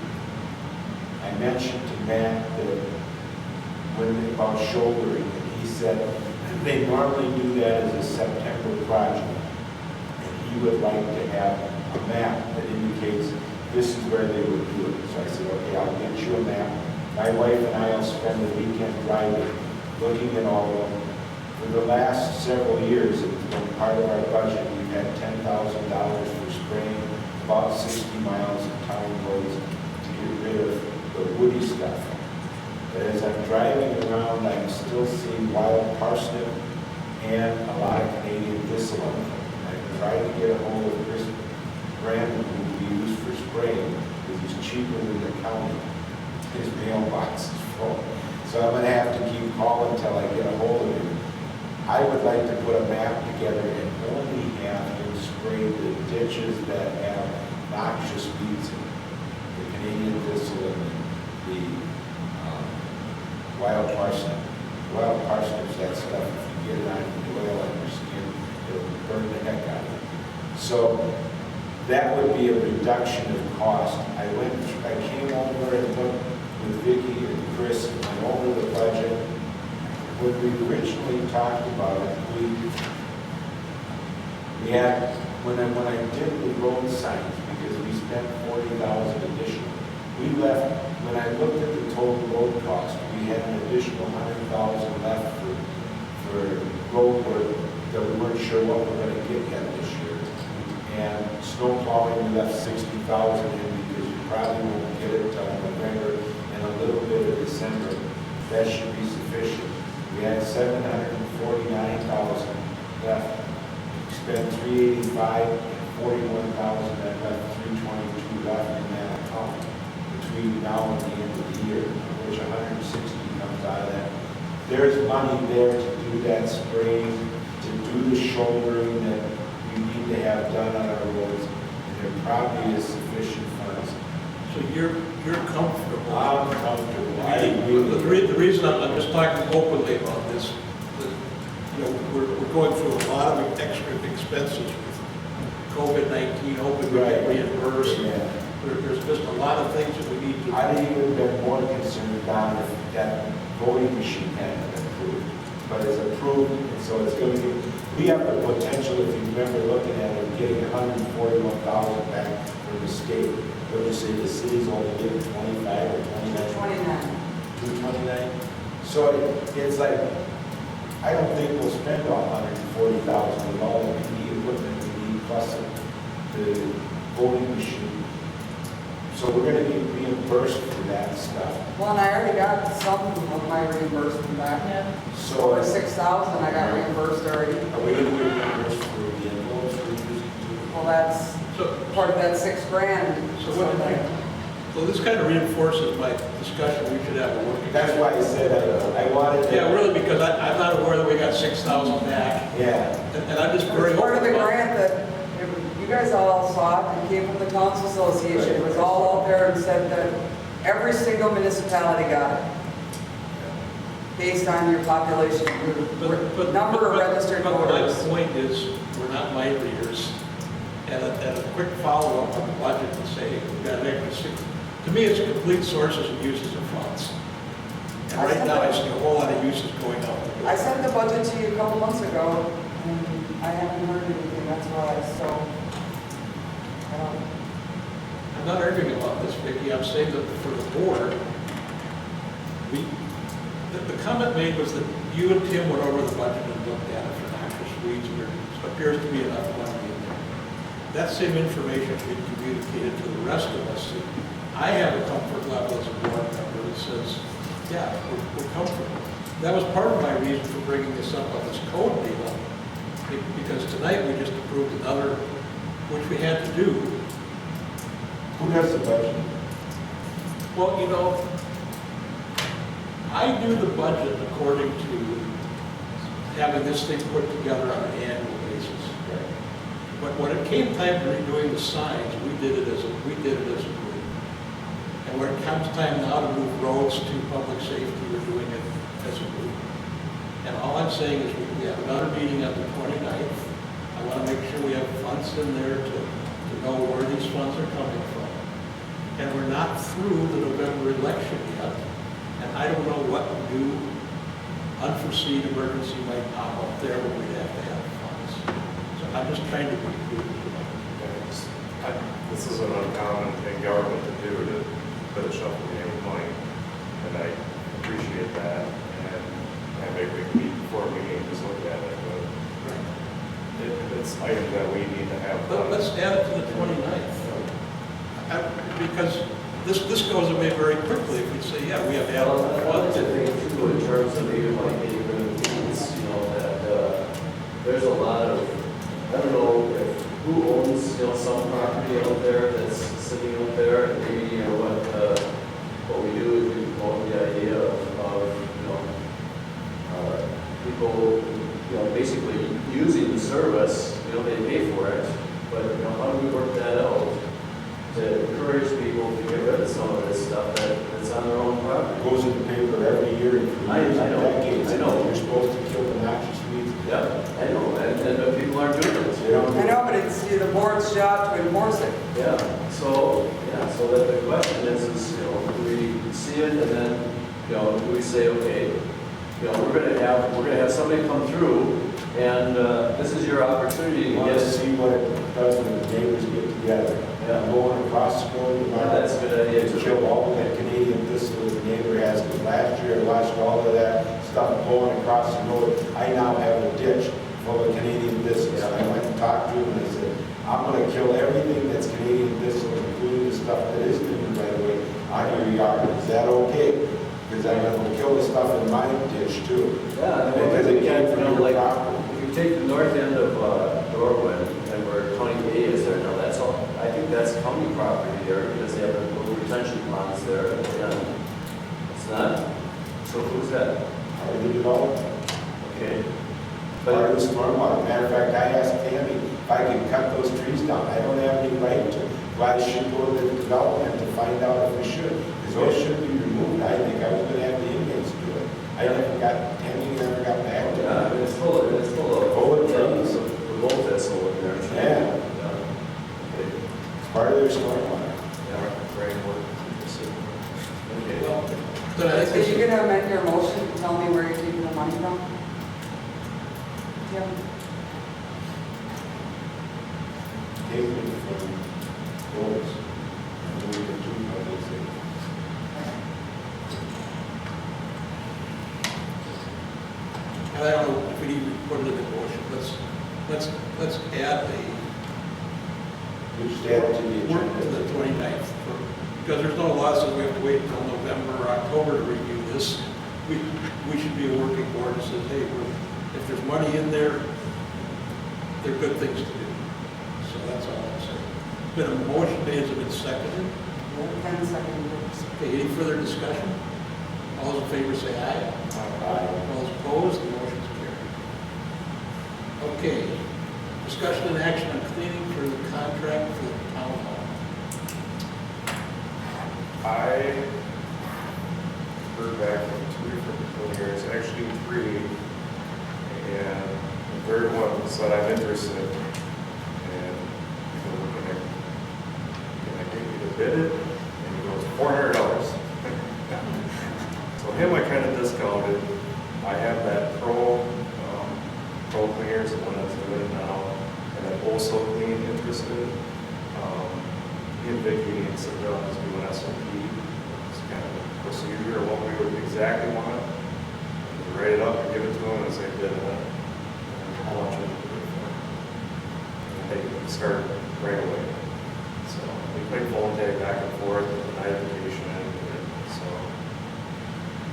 that's where that's at. So at this point, we just need to identify the standard operating procedures Yeah. and, Just exactly what we want to clean. and insurance requirements. and Insurance. you know, Sure, yeah, we talked about just putting down insurance liability. And what about the often? Once a week? Well, we were talking twice a week. Yeah, that would be part of it. Now, whenever you need it. But now, Well, we want to. But no. Not running anymore. my I would- question, I would okay, so prefer- the town, this, we're only open 3 days a week here. No, you're not opening up. So why would we need this cleaned twice a week? Said you're gonna need it if you need it. That's why I said that. Whenever we use it, we should clean it. Because now it needs to be cleaned tomorrow, so somebody needs to get someone in here tomorrow, Thursday, or Friday to clean it. I think we should get numbers for twice a week. Right, If because once we're we're open. not comfortable with that, then we can change that. And I think we should have a contract with them saying, this is what's gonna be done, this is gonna be done, and then have certain areas be done. This will be done the first thing, that area will be done the second. Bathrooms and that area, just split it up so that we can cover most of the town hall, so that these guys can continue with the Well, the elections. town hall only needs to be done once a week, this part. Yeah, I know, but I mean, you should include. some- Right, but that needs to be done more often, and I don't have time to keep cleaning after everybody's in the office, so. Well, we can get some numbers. I mean, I think a lot of cleaning companies too are gonna be interested in just coming up once a month. I mean, they're gonna want. Critical mass. Well, and in the winter, you can It's clean hard. here every day, we're open. I picked I up. mean, I clean every single day in the winter, because it's a mess, it's not, I called about 5 or 6 different companies. 2 of them, two or three, their numbers were disconnected. That one guy was like $400 and he was nothing else. And I'm like, okay, I'm gonna use this discount right away. There's not a lot of people out there doing that other than large companies like FPG or, I mean, just these huge cleaning companies. And for them to come in here, they're gonna be expensive. I'm kind of looking for the local guy on this. So if anyone knows anyone else, that's all I can come up with is that also. I've actually worked with that also before. They're really good. They're pretty nice to work with. They're down in River Falls. And it's Pete for Pro Cleaners. He's from River Falls. River Falls.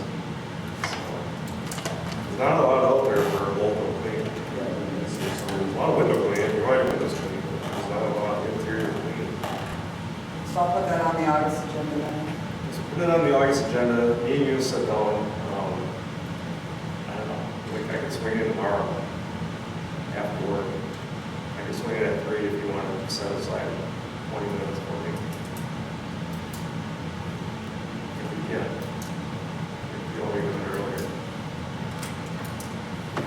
But we have to feel our way through it, just as we said. Well, we'll try to get some numbers by the next meeting for 2 days a week, and then we'll present it and we'll see how everybody feels about it. All right, any other discussion on that? We're gonna need a motion. Okay, I think we're getting close to the last item on here. I didn't save it for last, but it's discussion and action on the RFP for engineering. We've gone through our RFP process. We've interviewed 3 different firms. Our last meeting was on June 24th. We came in, we were able to meet them in person. And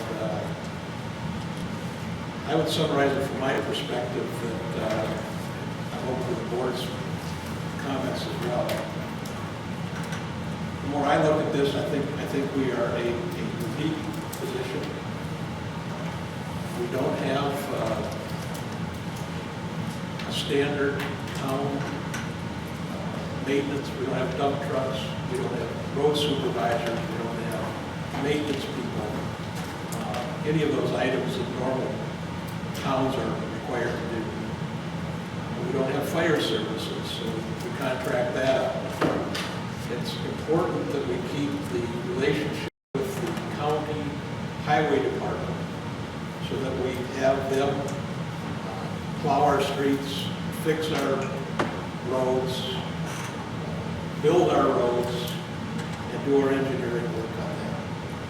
We've discussed it with the county. We've got a great relationship with them. They're willing to do it. They're staffed to do it. And if people retire, they'll replace them with new people who can do it. The second part of the workload for engineering work for our town is community development. And that's what we looked at tonight, which is where are the topographic lines, where's the stormwater runoff going to be, roadway access, all the things we've talked about tonight. That's currently done through the county community development office. And I, for lack of a better term, have said we're probably going to end up with some type of hybrid service package, because those services really won't go away. Even if we hire a new engineering firm, the county still has to review that work under the land subdivision ordinance. So we still have to have that overview. With that said, we do not have an engineering firm to help us. We have no staff, we have no one to say, hey, will you look at this for us and help us to put this together. So right now we rely on Vicki and Kim, me, and everyone else to be that those eyes and ears. But we have to be looking at someone else to help us. I have my thoughts with respect to who I would pick for an engineering firm. I want to make sure we discuss this so we understand what we're hiring.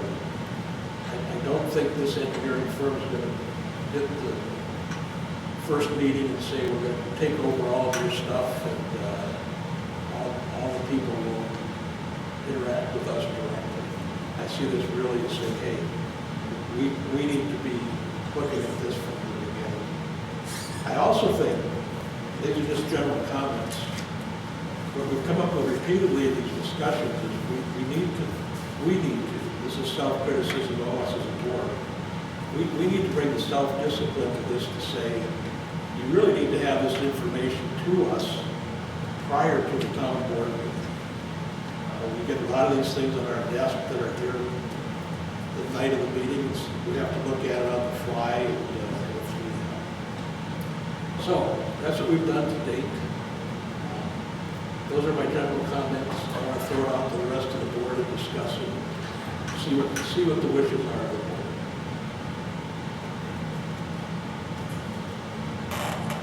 We had a meeting and we let everybody live in the interview. I felt very comfortable with the interviews. Money is on my mind because we have to get the best that we can for our community without any overpaying. And since we don't have a specific direct route of what we want, I think it leaves it a little more open for us to choose a very good company and look at cost as one of the driving factors. Because we're still going to get very good quality from that company. And I feel comfortable voting on it, and I don't know how you feel, Ted.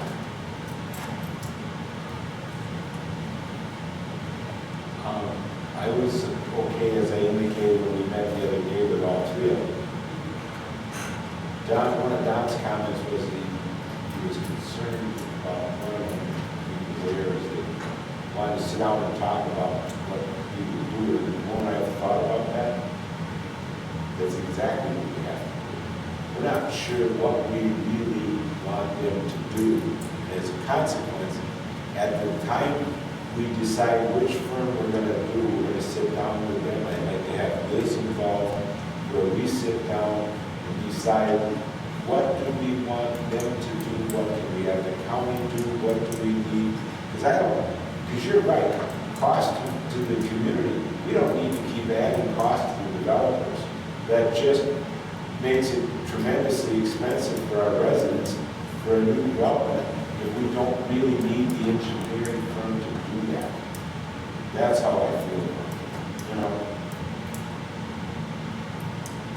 I like the idea from the standpoint of just bringing some, structure and getting, that technical opinion, that's basically from our point of view. They represent us. But, they're working with the community and you want somebody that does good service. For the community, somebody who knows what they're doing, reasonable price. So those are concerns to me. I did like the idea that there was the SH guy, Eric, who was such a water guru, water. I didn't miss out on that. Yeah.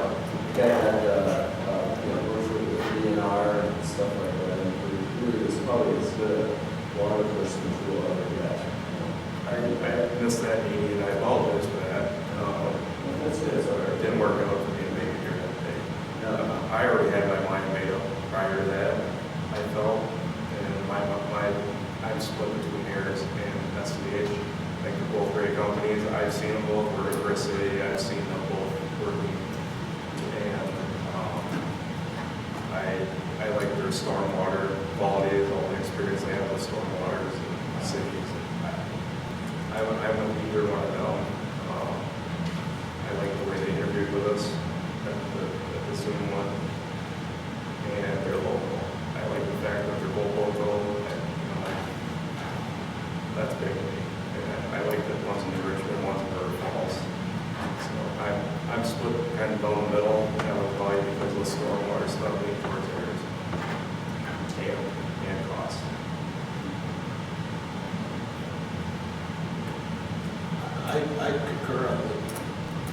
SEH, I think Eric has the best credentials when it comes to stormwater management and engineering services with the DNR. I think he can be very helpful for us to say, maybe you should be doing these types of modifications so we don't have flooded out driveways and some of the things we're experiencing.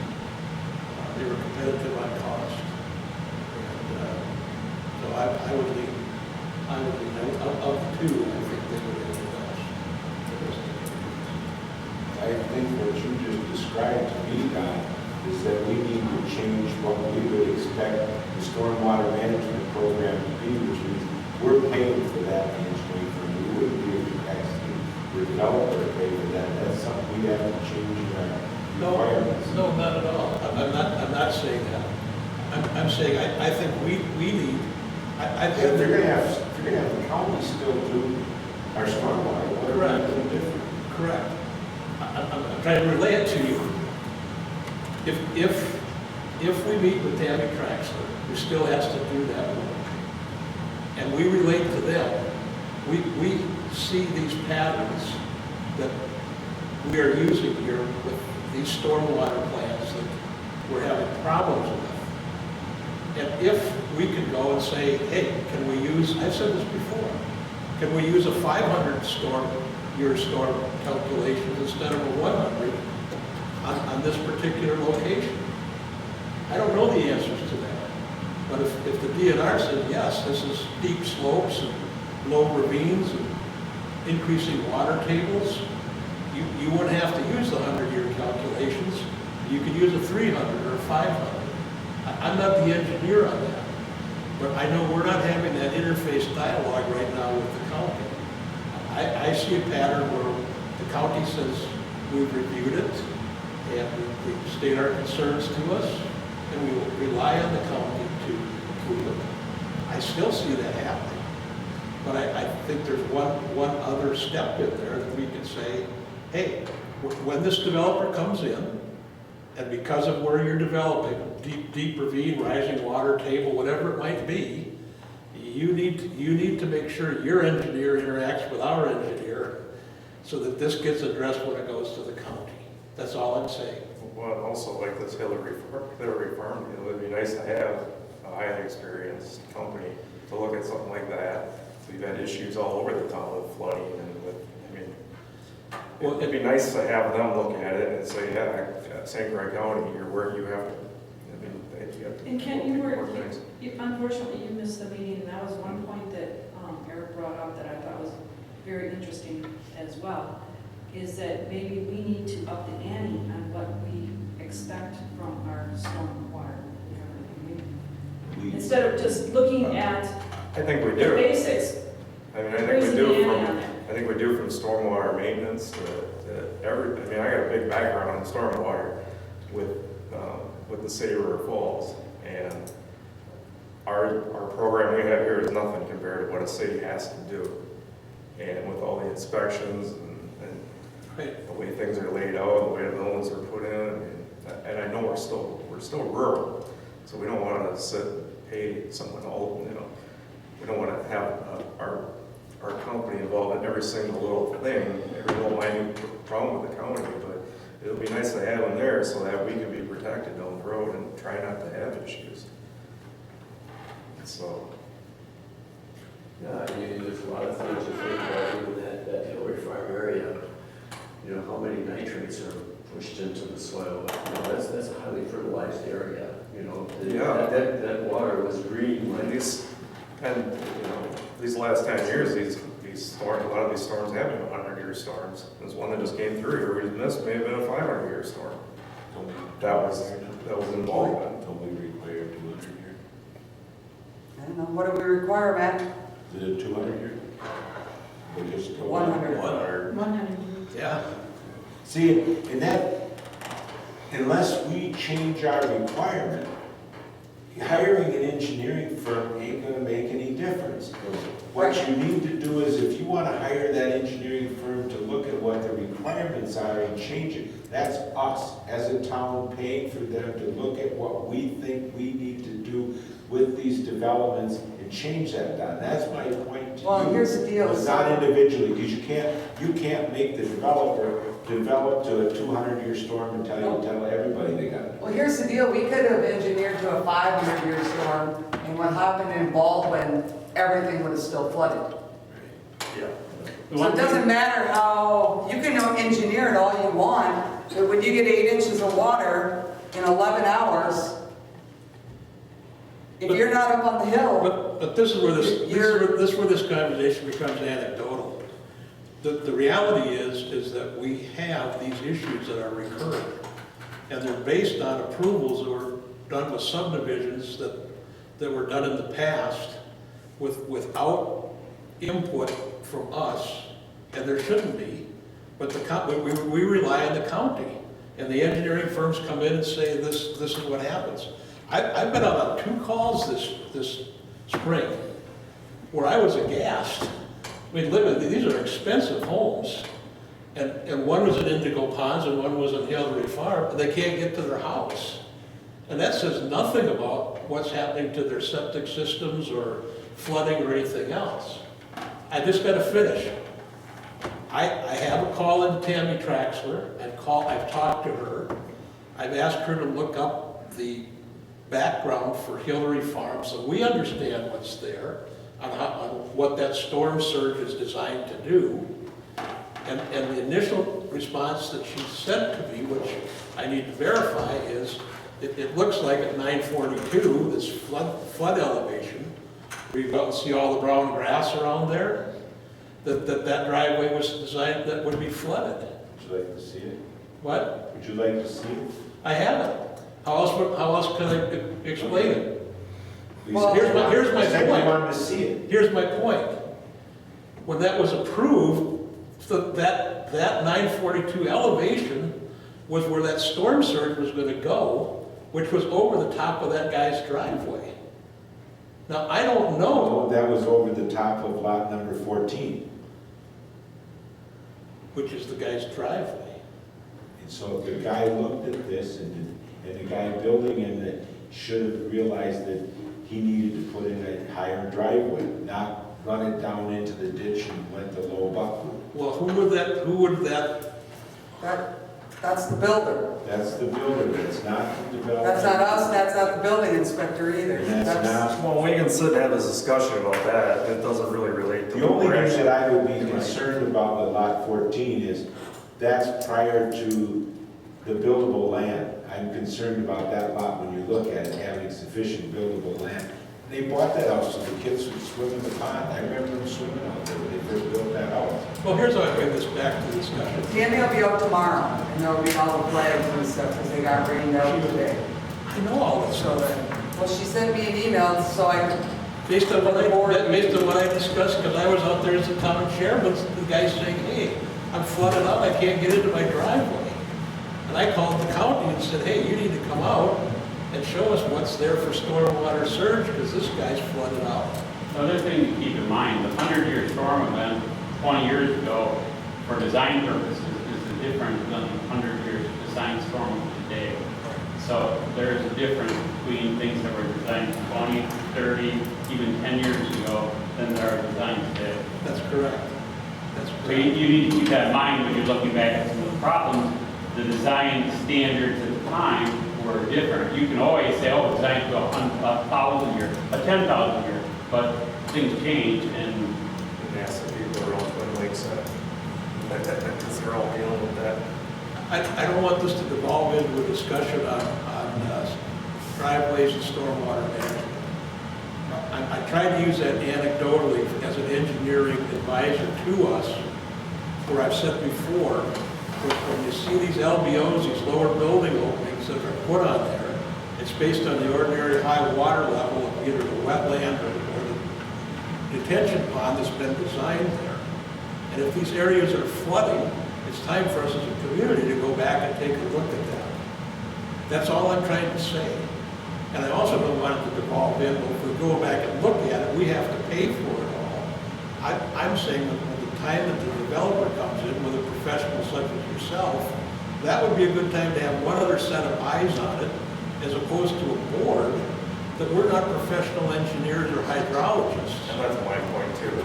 It'd be nice to have to be able to make that phone call to her phones or to Richmond and just say, hey, can you come look at this with us? Correct. Even if we're paying them for the time. I wasn't providing my input got diverted because of all the stuff got diverted, so I thought I would provide a little perspective on that. We got some more. Anything against having a town engineer. Right. I'm not picking on you, I'm just trying to stay broad guidelines. Well, here's where we are as a group. We've gone full circle. We started in January, and we all said we need an outside engineering firm. Then we sent out RFPs to say what we're going to get.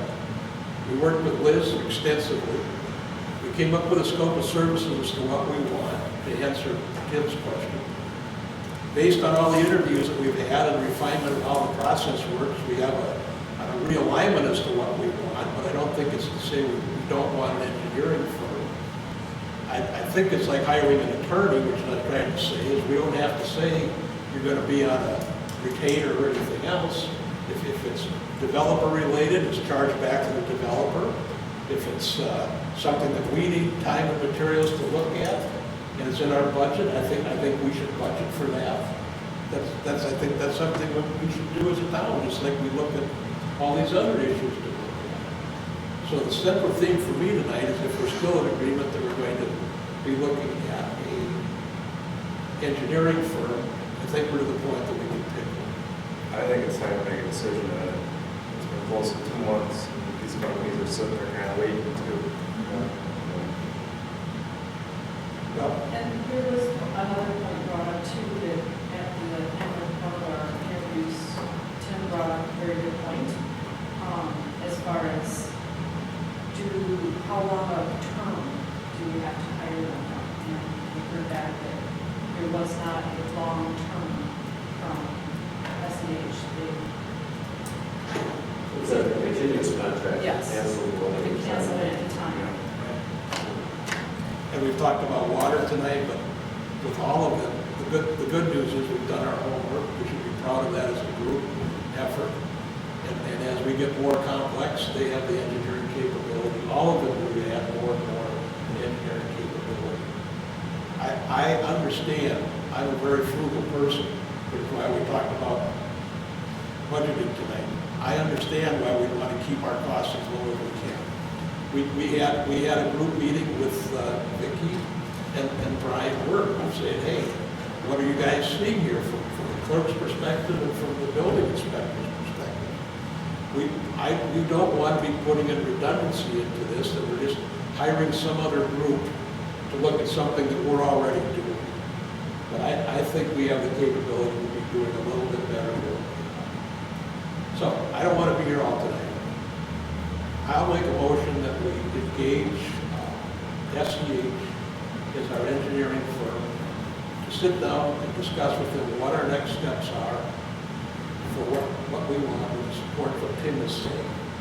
I feel that based on everything I've seen and the way they've interacted with me, that based on experience and pricing, that they get my vote. So I will make a motion that we would look at engaging SEH as our engineering firm.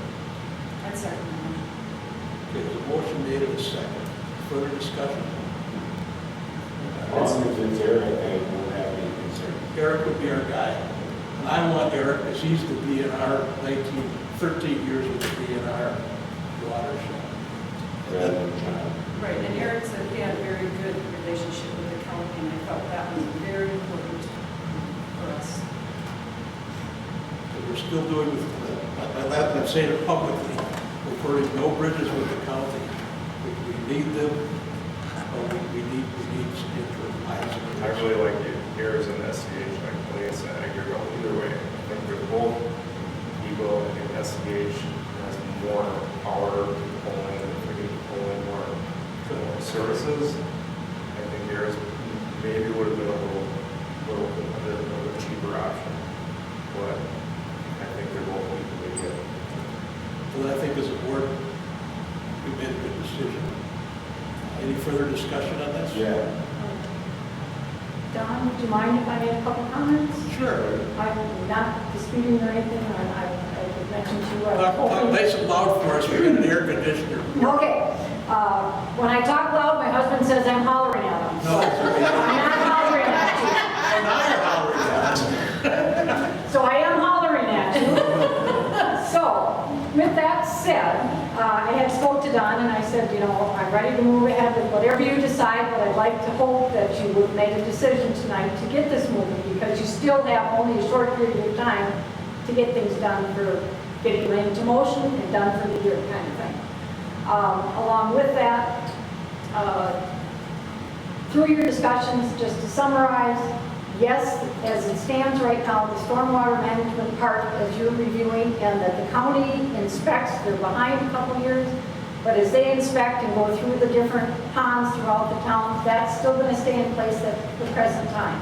No change to that is my understanding. The second thing is the highway department over here doing their plowing, sanding streets, the same thing that they're doing right now. No change there. The hiring of the firm is the understanding is this is our first try at this. Even though we've gone through all the background, gone through all of the other contracts and everything else that we've looked at, this is still only an initial one for the town of Hudson, which is great to put into effect in my opinion. I think it's well overdue. It's going to help to combine everything in all your efforts and take some of that pressure off of you as volunteers on the board to not have to decide, is the stormwater pond in the right location, or should we question this, or should it be paved or not be paved, that type of thing. You're going to have professional looking at it beyond the county. The county is still going to have some involvement in the fact of connections with county roads such as N and U that you discussed tonight. They still have to put their stamp of approval on it just because we are part of the county, similar to our zoning ordinance. So there will still be some cost involved to the developer there too. The cost to the developer will be minimized by who they hire as their engineering firm. If they hire someone that's more thorough, does a better job and are familiar with the area, our engineer is not going to have to spend as much time with it. If they hire somebody that's from Illinois or Iowa or is not familiar with the state of Wisconsin. Yeah, Minnesota. Well, that, yeah, I was, you know, not trying to be specific to anybody that you might all know. That came up. But that would make the expense to them more because our engineer will have to spend more time with them now. With that being said, you've got the three sections. The other thing that needs to be looked at is, when you mentioned contract, is that yes, they know it's an initial contract too. You leave in there some opening for annual review, 6-month review, and if you need to spell out more specifics than just say the scope of services or whatever, then that's what is an ongoing project forever. And with that being said, we also have put on hold the actual application form and the actual procedural steps that will go into place that will help all of you as well as the engineer and the developers to know where they're at in each phase of what preliminary, final, whatever they're at, and where they have to go from there, and what has to be completed. Are you willing to help us? That's why I'm still here. Okay, I just wanted to make sure. If I'm still considered a help, even though I hollered at you tonight, Yes. I am here to pull up those drafts and help with the contract or whatever you need help with. There it is. I think we're there, Liz. I appreciate your comment. And I think our comments are complimentary to yours. Yeah, well, that's why I'm complimenting you for moving ahead and doing it. I'm behind you as a citizen of the town of Hudson. And I think it'll work out for everybody. Okay, motion. Can I ask one simple question now? Matt, is there anything moving forward that we should avoid when we're working with an engineering firm so that we don't overcharge the developer? Do you know what I mean? Yeah, from my perspective, the motion that was made and the selection made, I think it's a good choice. I mean, Eric's very good to work with. Eric is super. I work with him. So we work with Eric Okay. on a lot of projects. We work with Eric, we work with, I don't know who the third was, we work with Cedar Corp, we work with MSA, we work with all kinds of them. Eric does a very good job, he's very good personality-wise, he's very good at working to try and make sure it works out for everybody's, you know, so they're trying to move forward, but protecting the interests of who he's working for. So I think it's a good, whatever you decide, obviously, I don't have much input, but I think that's a good, I think it's very good. We've also discussed, this is hopefully my last comment that ties into that. It's incumbent upon us as a town to say what we need and how we manage it. We're not just gonna hand this over and say, here's an escrow account, just take money out of it, review it as long as you want. And the tendency for a board such as ourselves, as lay people, would be, let's do that. But that's why I keep talking about, we need to be frugal and good stewards and protect the community and the landowners so that we don't just write blank checks here. And we've discussed that at length.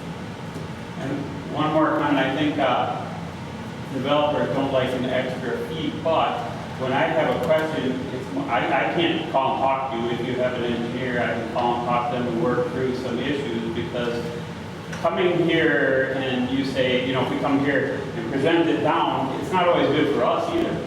Right. Because we don't have an opportunity to work through. Right. Right. So, and you could have come here tonight with an engineer's report that said, we've talked to Matt about all these issues. Right.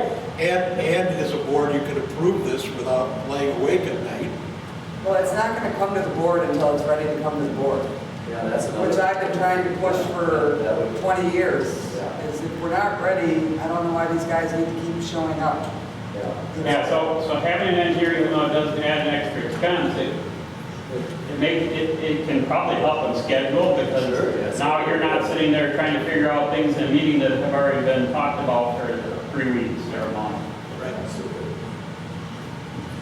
Yeah, and I think it's a great idea, and engineering firm, but, you know, all three were pretty good, you know, firms and so forth, but I like them, that's the way I think that Okay. it makes sense. And I like the idea, this idea of having a review process, 60 or 6 months or. That'll be part of the contract that Yeah. we work on next. Okay, well, I think as a board, we've done a great job of running this to the ground for the communities. Any other comments? Otherwise, I'm going to go ahead and ask for a vote. Been a motion made, it's been seconded. All those in favor say aye. Aye. All those opposed, motion's carried. I will, See you, Matt. Thanks, Matt. Thanks, Matt. thank you, Matt. everybody. Thanks for your comments. Thanks. With the indulgence of the board, I'll call each of them and let them know. Thank you. I've been- I know, when I worked at Anderson, sometimes they told me not to follow people I knew. That's terrible. They all get into trouble to come, I know, let everybody know that you got it to do. You know, Then I'll do that before. Thank you. Because they're all good people.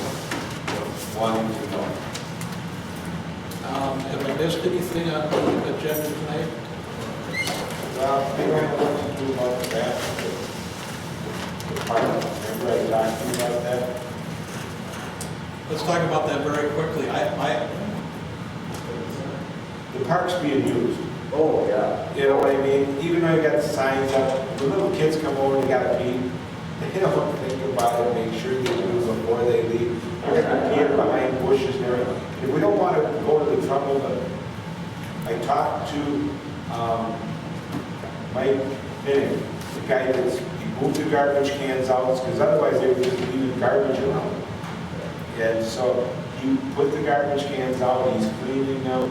If we wanted to open the bathroom building, he would come every night, clean it, spray it down, disinfect it, and leave it until morning, and the locks automatically open in the morning. And I think we're getting so little use that will be sufficient. If we don't want to spend the money to open the building, which I'm okay with, we should at least put a satellite out there. We in River Falls have our park buildings open. Like, I think let people wash their hands. Yeah, I completely agree. I don't think it makes sense. Well, it's gonna take a while to get Yeah, we open. don't know when Cody can get in and. The plumber isn't just gonna show up tomorrow. He has to de-winterize the whole thing. It's still winterized. It's all winterized. It's so, Here's something we need to think about though. and by the time we pay it, it's gonna be time to turn around and close it and pay it again. Yeah. The city of Hudson has We have- porta potties. We have the park closed for COVID reasons. Correct. So now, we've got a park that's closed and the restroom is open. Unless the board tells me otherwise, I'm unwilling to go and take the signs down that says, hey, the park is not closed anymore. And I think having the park closed is a bit ridiculous too. You drive by here every day and there's people here, they're gonna come and use it. There's no one. Yeah, there were two ladies that sitting on the bench right in front of the sign. that says park is closed. I mean, our parks are open to folks, that's all I know. I work for a city and everything's open, everything's being cleaned daily. The parks have signs up saying use at your risk, make sure you social distance. I mean, it's as simple as. Sign up that says closed, they're gonna use it anyway. Then you don't have to worry about it. If it's, Then you want to go ahead with opening up the. so you're gonna open up the bathroom, Well, you're where gonna are we open at? a porta potty. Yeah, porta potties are opening it out. Is the summarization, is that part of the initial winterization? You have to pay it each We time. pay it each time. You How much pay does each that time. cost? $400 each time or something. So summarization consists of turning the water on. Yeah, I was gonna say. I mean, if you. I don't know, maybe, I don't know, I haven't looked. It's a lot cheaper than what we used to pay. Yeah, I can't. I don't We have to know. hold the lines out. What? Well, they have to have the water system. But Cheaper to open up. Well, they already came and tested our water, so they won't test out I mean, there. it's short term, so you gotta look at, it's gonna be pickled again in a few months. So I guess if you're looking at it, it's kind of short term use, but I just think it's something that should just be available to people to use. Yeah, I The park's agree. here, and people are coming to the park, and it's a Well, public, everybody needs to it's just get a the public supplies, decency too. thing that you should be able to use to wash your hands. Okay, I'm respectful of that. My only question is, are we in agreement, we're going to open up the restrooms as opposed to a satellite? I would Well, say- somebody needs to go collect all the supplies to open it though, too. You need to go get all the toilet paper and all the cleaning supplies. 'Cause there is none, because there's no place to store it. That's why, I mean, we were almost out of toilet paper in Where are the here. supplies? I'm not volunteering for this. So, Well, we have to go to Sam's Club and get a whole bunch, well, you can only get one every time you go, so that's gonna be a problem. So you're gonna have to make multiple trips. And then you gotta go get all the cleaning supplies and more gloves. I don't know, we have to look and see if there's gloves out there. But we don't keep a lot of supplies because we don't have, I mean, we can't keep toilet paper out there over the winter because it's full of mice. Disinfect. I think it needs to be open, and you're gonna rent the porta potty for $40 a month for 4 months. It's probably gonna be the cost of this. Well, it won't be. Summarize it. We're done, we close that at the beginning of October. We have to, because as soon as there's frost, the cement heaves and then the door doesn't work, Well, so. the other thing is, I think, when that stuff sits like that, if you live, a lot of that plumbing stuff has to be worked and used, or it goes bad. So we could ultimately have more expense next year if we let it sit all year. And then Tim, it's you really want to gonna. run with it then? Opening up the restrooms, Can I whatever talk you to need for you the about toilet that? I paper. need to give You'll have to call Cody and see how long it's gonna take, and he could come open it, we just won't change the locks on it yet. If Cody can't get here in the next week, if he can't get here, let me know. Okay, I don't think we need a motion for that tonight.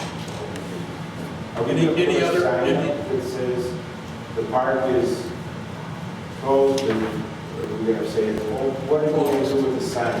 Leave it up. Maintain social distancing, Yeah. please, and be responsible, or what is we do?